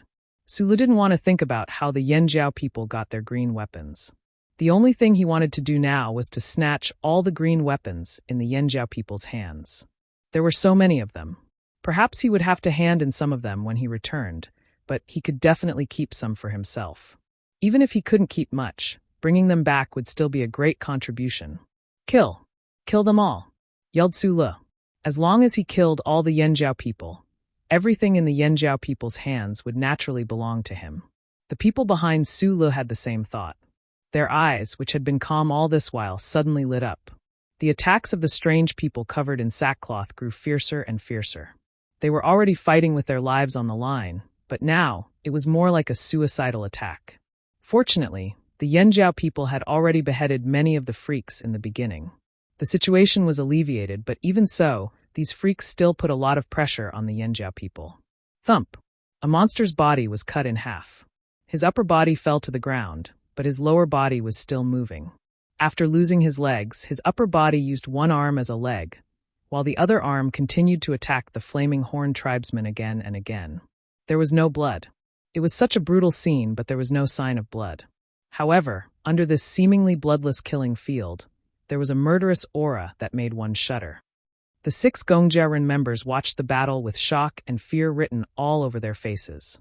They suppressed the churning emotions in their hearts. It was unbelievable. When they escaped from the other side of the sea, just watching from afar was enough to make their scalps go numb. Now the scene was even clearer than before. It was as if a heavy hammer was pounding on the hearts of the Gongjia members. Even their hair seemed to be trembling. The freaks who were sliced in half continued to fight. Their heads were chopped off, but their headless bodies continued to attack the Yanjiao people. Their arms were chopped off, but they could still wield their swords to chop off the Yanjiao people's legs. These freaks were just like the legends. They were immortal monsters. They knew no fatigue, no pain, no fear, no breathing. Could they win against a group of freaks like this? "Xian, we can't go on like this," shouted Ta. These freaks had the advantage in terms of numbers. They were definitely stronger than these freaks. However, if these freaks couldn't be killed, there was nothing they could do. They had chopped off their arms, legs, and even their heads, but they still caused trouble for them time and time again. Just now, one of their arms had attacked them from behind. Yes, it was just a single arm with a sharp spike in it. If Xiao Xian hadn't warned them to be on guard against ambushes, many of them would have fallen victim to the attack. Who would have thought that they could still cause trouble in that situation? Could it be that he wanted to chop the bones of those freaks into pieces? That would be too tiring. They wanted to attack Su Le, but the freaks kept them busy. There was no way they could get close. "Help me block the perimeter," Xiao Xian said as he kicked the freak that lunged at him. He could even clearly hear the cracking of the freak's bones. His entire body was slightly deformed, but after landing heavily in the distance, he got up and ran towards them. This was only the beginning. If this continued, it would be disadvantageous to the Yanjiao people. When Ta, Tua, and the rest heard Xiao Xian's words, they surrounded Xiao Xian with a few other Yanjiao people nearby. They formed a circle around Xiao Xian. Xiao Xian took a deep breath and held his sword horizontally in front of him. His other hand brushed against the blade, and his thumb was immediately cut open by the sharp blade. Blood flowed from the wound. What is he doing? Gongjiaren was confused. The rest of the Yanjiao people didn't understand either, but they just had to follow Xiao Xian's instructions. The Grand Elder must have his reasons for doing so.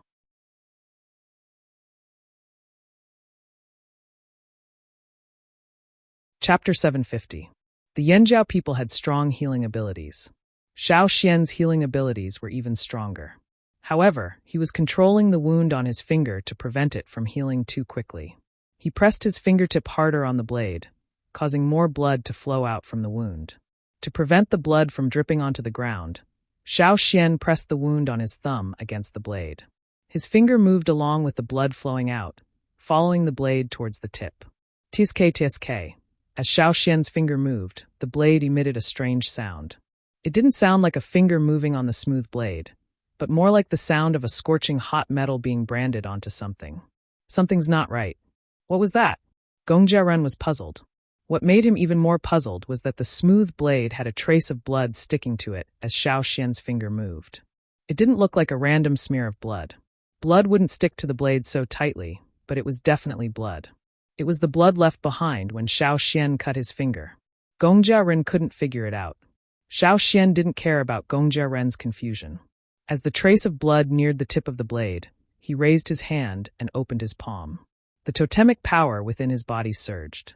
At the same time, another surge of energy followed, as if a switch had been turned on.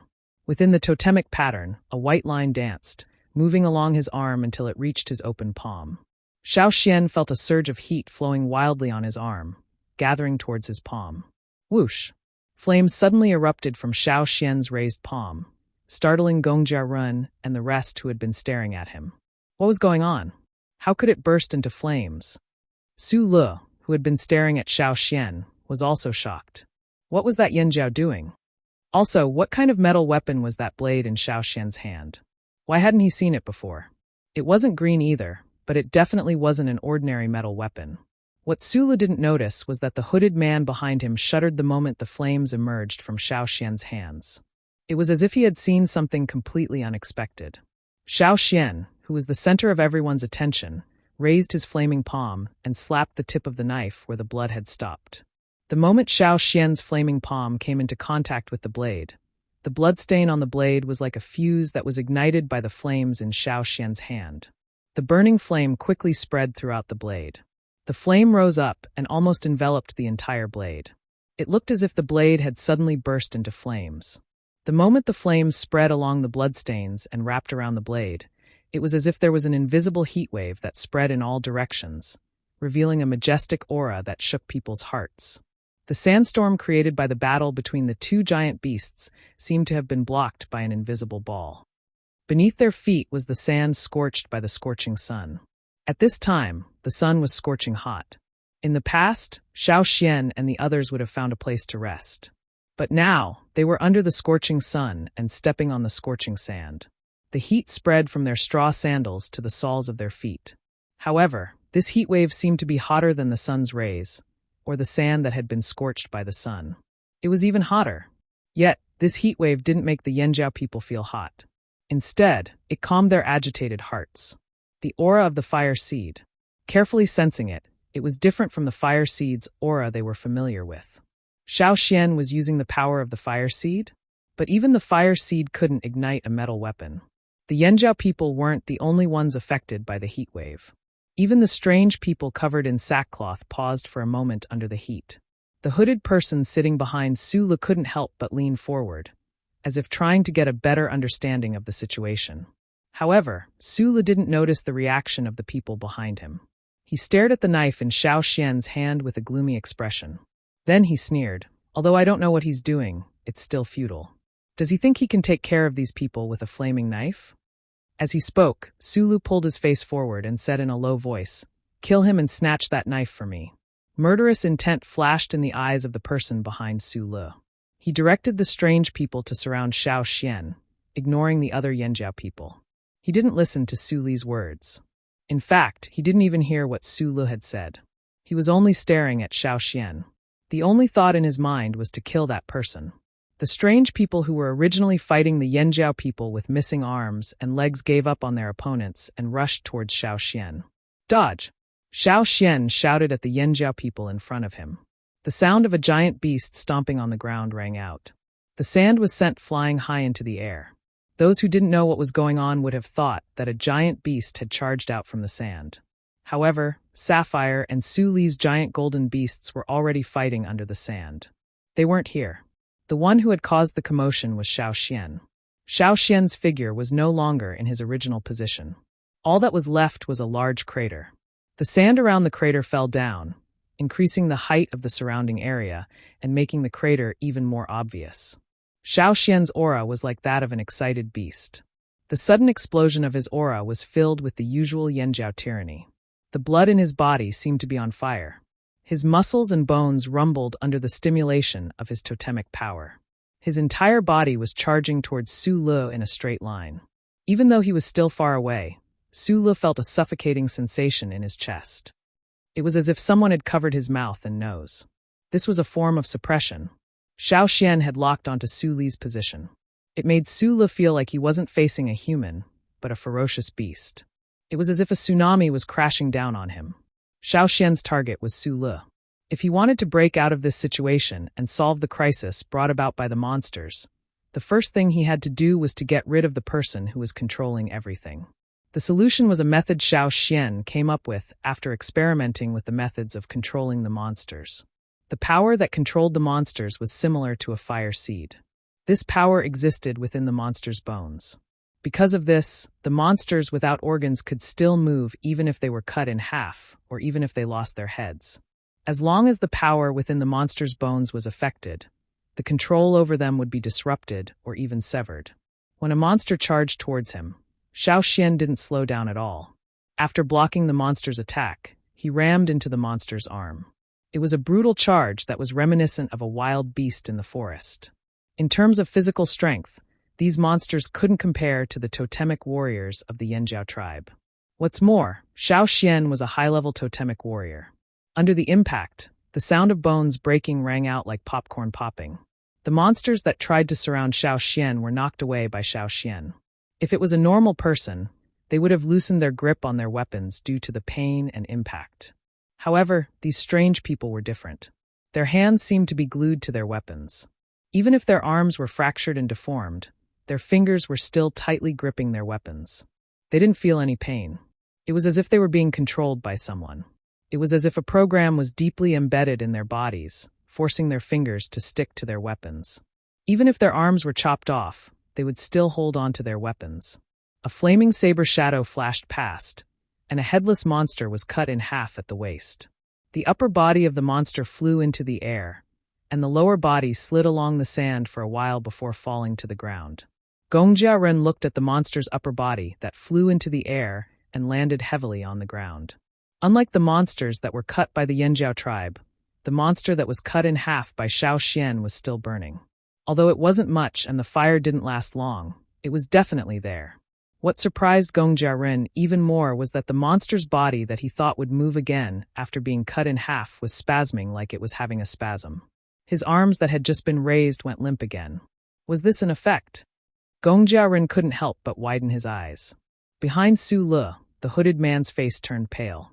The muscles on his face were twitching. He felt as if a scorching stream of fire was sweeping through every inch of his muscles, bones, skin, and flesh. It was as if someone had suddenly released a group of crazy, ferocious beasts that were crazily and disorderly charging. His meridians, veins, bones, and even the blood in his blood vessels were screaming in pain. "Stop him! Stop him!" Sulu began to panic as he yelled. The slaves were busy dealing with the black beetles. On Xiao Xian's path, the black beetles had cleared a path for him. The slaves who finally had a chance to catch their breath were powerless to stop Xiao Xian. They could only rely on the confused monsters. Ta and the rest also wanted to help Xiao Xian, but Xiao Xian was too fast. They couldn't keep up. Forget the Yanjiao people. Even the other monsters who were surrounding them couldn't keep up. They didn't even have the time to follow Su Le and the hooded man's wishes. Under the flaming blade, the monsters who were slashed fell to the ground as if they were sick. They spasmed on the ground like machines that had gone haywire. Even if they were standing, they were still shivering from the cold. This scene was extremely strange to the crowd. Why were the monsters who were supposed to be unaffected by the attack acting as if they were sick? Only the hooded man knew that it was because he could no longer control the puppet slaves accurately. There was a force on their bodies that followed the cut left by the flaming blade and spread throughout the puppet slaves' bodies, interfering with his control. It even directly affected the bodies around him that he was controlling. It was the power of the fire seed. It was the power of the Yanjiao fire seed. The power he exerted on the monsters to control them was unstoppable. How could the Yanjiao people have such power? How? How could this be? Aren't those people supposed to be immortal? Su Li's tone changed drastically as he watched Xiao Xian get closer and closer. The hooded figure began to tremble uncontrollably. At this point, it was impossible for Su Lu not to notice.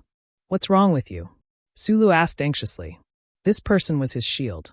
If something happened to him, he and his slaves were no match for the Yanjiao people. Besides, the Yanjiao people were related to the insect swarm. Who? Who is that person? The hooded man's voice trembled, as if he was trying to suppress a great pain. His expressionless face twitched as beads of sweat rolled down his forehead. His appearance scared Su Le. It was obvious that something was wrong with this person, and it was a big problem. Who is Xiao Xian? He's a Yanjiao person, from the Yanjiao tribe. Su Le stuttered. The hooded man obviously wasn't asking about this. He knew that the person was a Yanjiao person, but what was his status in Yanjiao? Why did he have such power? He could feel that not only was his connection with the puppet slaves being disrupted, but it was also being severed one by one. Every time a connection was severed, it felt like a meridian in his body was being severed. The pain was unbearable. His connection with the puppet slaves was much closer than Su Li's connection with his slaves. After all, he was the one who controlled the puppet slaves' every move. He had absolute control over them. On the other hand, the loss of this connection meant that the backlash was even more severe. Why? Why is this happening? Who is he? The hooded man mumbled. His grayish-white eyes stared at the person who was charging towards him. His eyes were filled with fear as he stared at the fiery light that was moving so fast it was hard to follow. Go! The hooded man growled. Wait, what? Sulu stared at the hooded man in disbelief. Go! Was this a failure? Why else would he choose to retreat? Go! The hooded man raised his voice, as if he was using all his strength to shout. Seeing that Xiao Xian was about to attack, Sulu gritted his teeth and whistled. He reached out and scooped up the person behind him. He didn't dare to leave this person behind and escape alone. Otherwise, he would be punished by Su Luan when he returned. With the hooded man in tow, Sulu rushed out of the tent shack and retreated hastily. As for the remaining slaves and monsters, they were abandoned. It wasn't easy for the two of them to leave, so they couldn't bring those people with them. Although Sulu felt pity for the slaves, they were nothing compared to his own life. Under such circumstances, he had no choice but to abandon them. Besides, he still needed them to hold off the Yanjiao people and buy them time to leave. Behind Sulu, there was a loud bang from the sand. The giant golden-armored beast emerged from the sand with its front body upright and its dozens of legs spread out. When Sulu and the hooded man arrived, the beast wrapped its legs around each other to form a small, narrow space, protecting Sulu and the hooded man inside. As for the giant golden-armored beast, its entire body began to curl inwards from its head, protecting the head and the hooded man inside. In the end, it formed a large golden ball. The parts that were exposed outside were the sturdiest parts of its body. The giant golden-armored beast wasn't considered to be the type with strong offensive capabilities. It specialized in defense. Back then, Su Gu and Su Lu had chosen this giant beast because of its strong defensive capabilities. In times of crisis, it could form a sturdy protective barrier, protecting them securely inside. Even the sharp fangs and claws of the desert's famous beasts couldn't easily break through the giant golden-armored beast's hard shell. This was the type of beast that could save their lives. The giant golden-armored beast's curled body formed a round ball. The rings of hard shell were tightly connected to each other. There were only a few small gaps that even small beetles couldn't squeeze through. These gaps were for the people inside to breathe easily. The giant golden ball rolled on the sand, kicking up sand that shot out at high speed. It was like the muddy water kicked up by the tires of a car as it rolled across a muddy beach. Xiao Xian avoided the high-speed sand and slashed at the giant golden ball. His blade carried a trail of flames as it collided with the giant golden ball. Screech! The ear-piercing sound of metal being cut was accompanied by sparks. A long, black scar appeared on the giant golden-armored beast's body, as if it had been burned. The scar was as deep as a palm. As the giant golden ball rolled, the black scar expanded to half a circle in the blink of an eye. 2 more slashes, and the giant golden-armored beast's hard shell would have been cut open. Even though Xiao Xian's attack didn't break through its defense, it was enough to make the golden-armored beast panic. It sped up again, desperately fleeing into the distance. Xiao Xian landed on the ground. His blade-wielding arms were numb from the impact of the slash on the giant golden-armored beast's body. The web between his thumb and forefinger was cracked. He wanted to chase after the giant golden-armored beast and finish it off, but the beast's defense was too strong. It would take some time to finish it off. However, there were still many weirdos to deal with. Xiao Xian couldn't just abandon the Yanjiao group. After all, they didn't have a flaming blade. Not everyone had a special ability like Xiao Xian. Bang!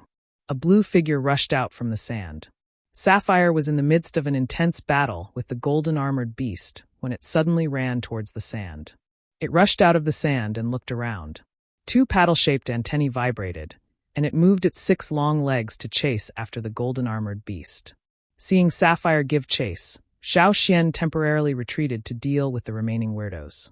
Even if the person in charge of controlling the golden-armored beast had left, as long as they didn't exceed the effective range, the weirdos would still be a threat. However, as the controller moved further away, their movements would become more sluggish. You're tuning in to the Maze Sword of Destiny YouTube channel. We're so grateful for your support, and don't forget to subscribe to join us on this incredible journey through captivating stories. Your generosity through donations truly makes a world of difference, as it's the primary source of revenue that allows me to expand and enhance this channel for you. Thank you from the bottom of my heart for being a part of this adventure.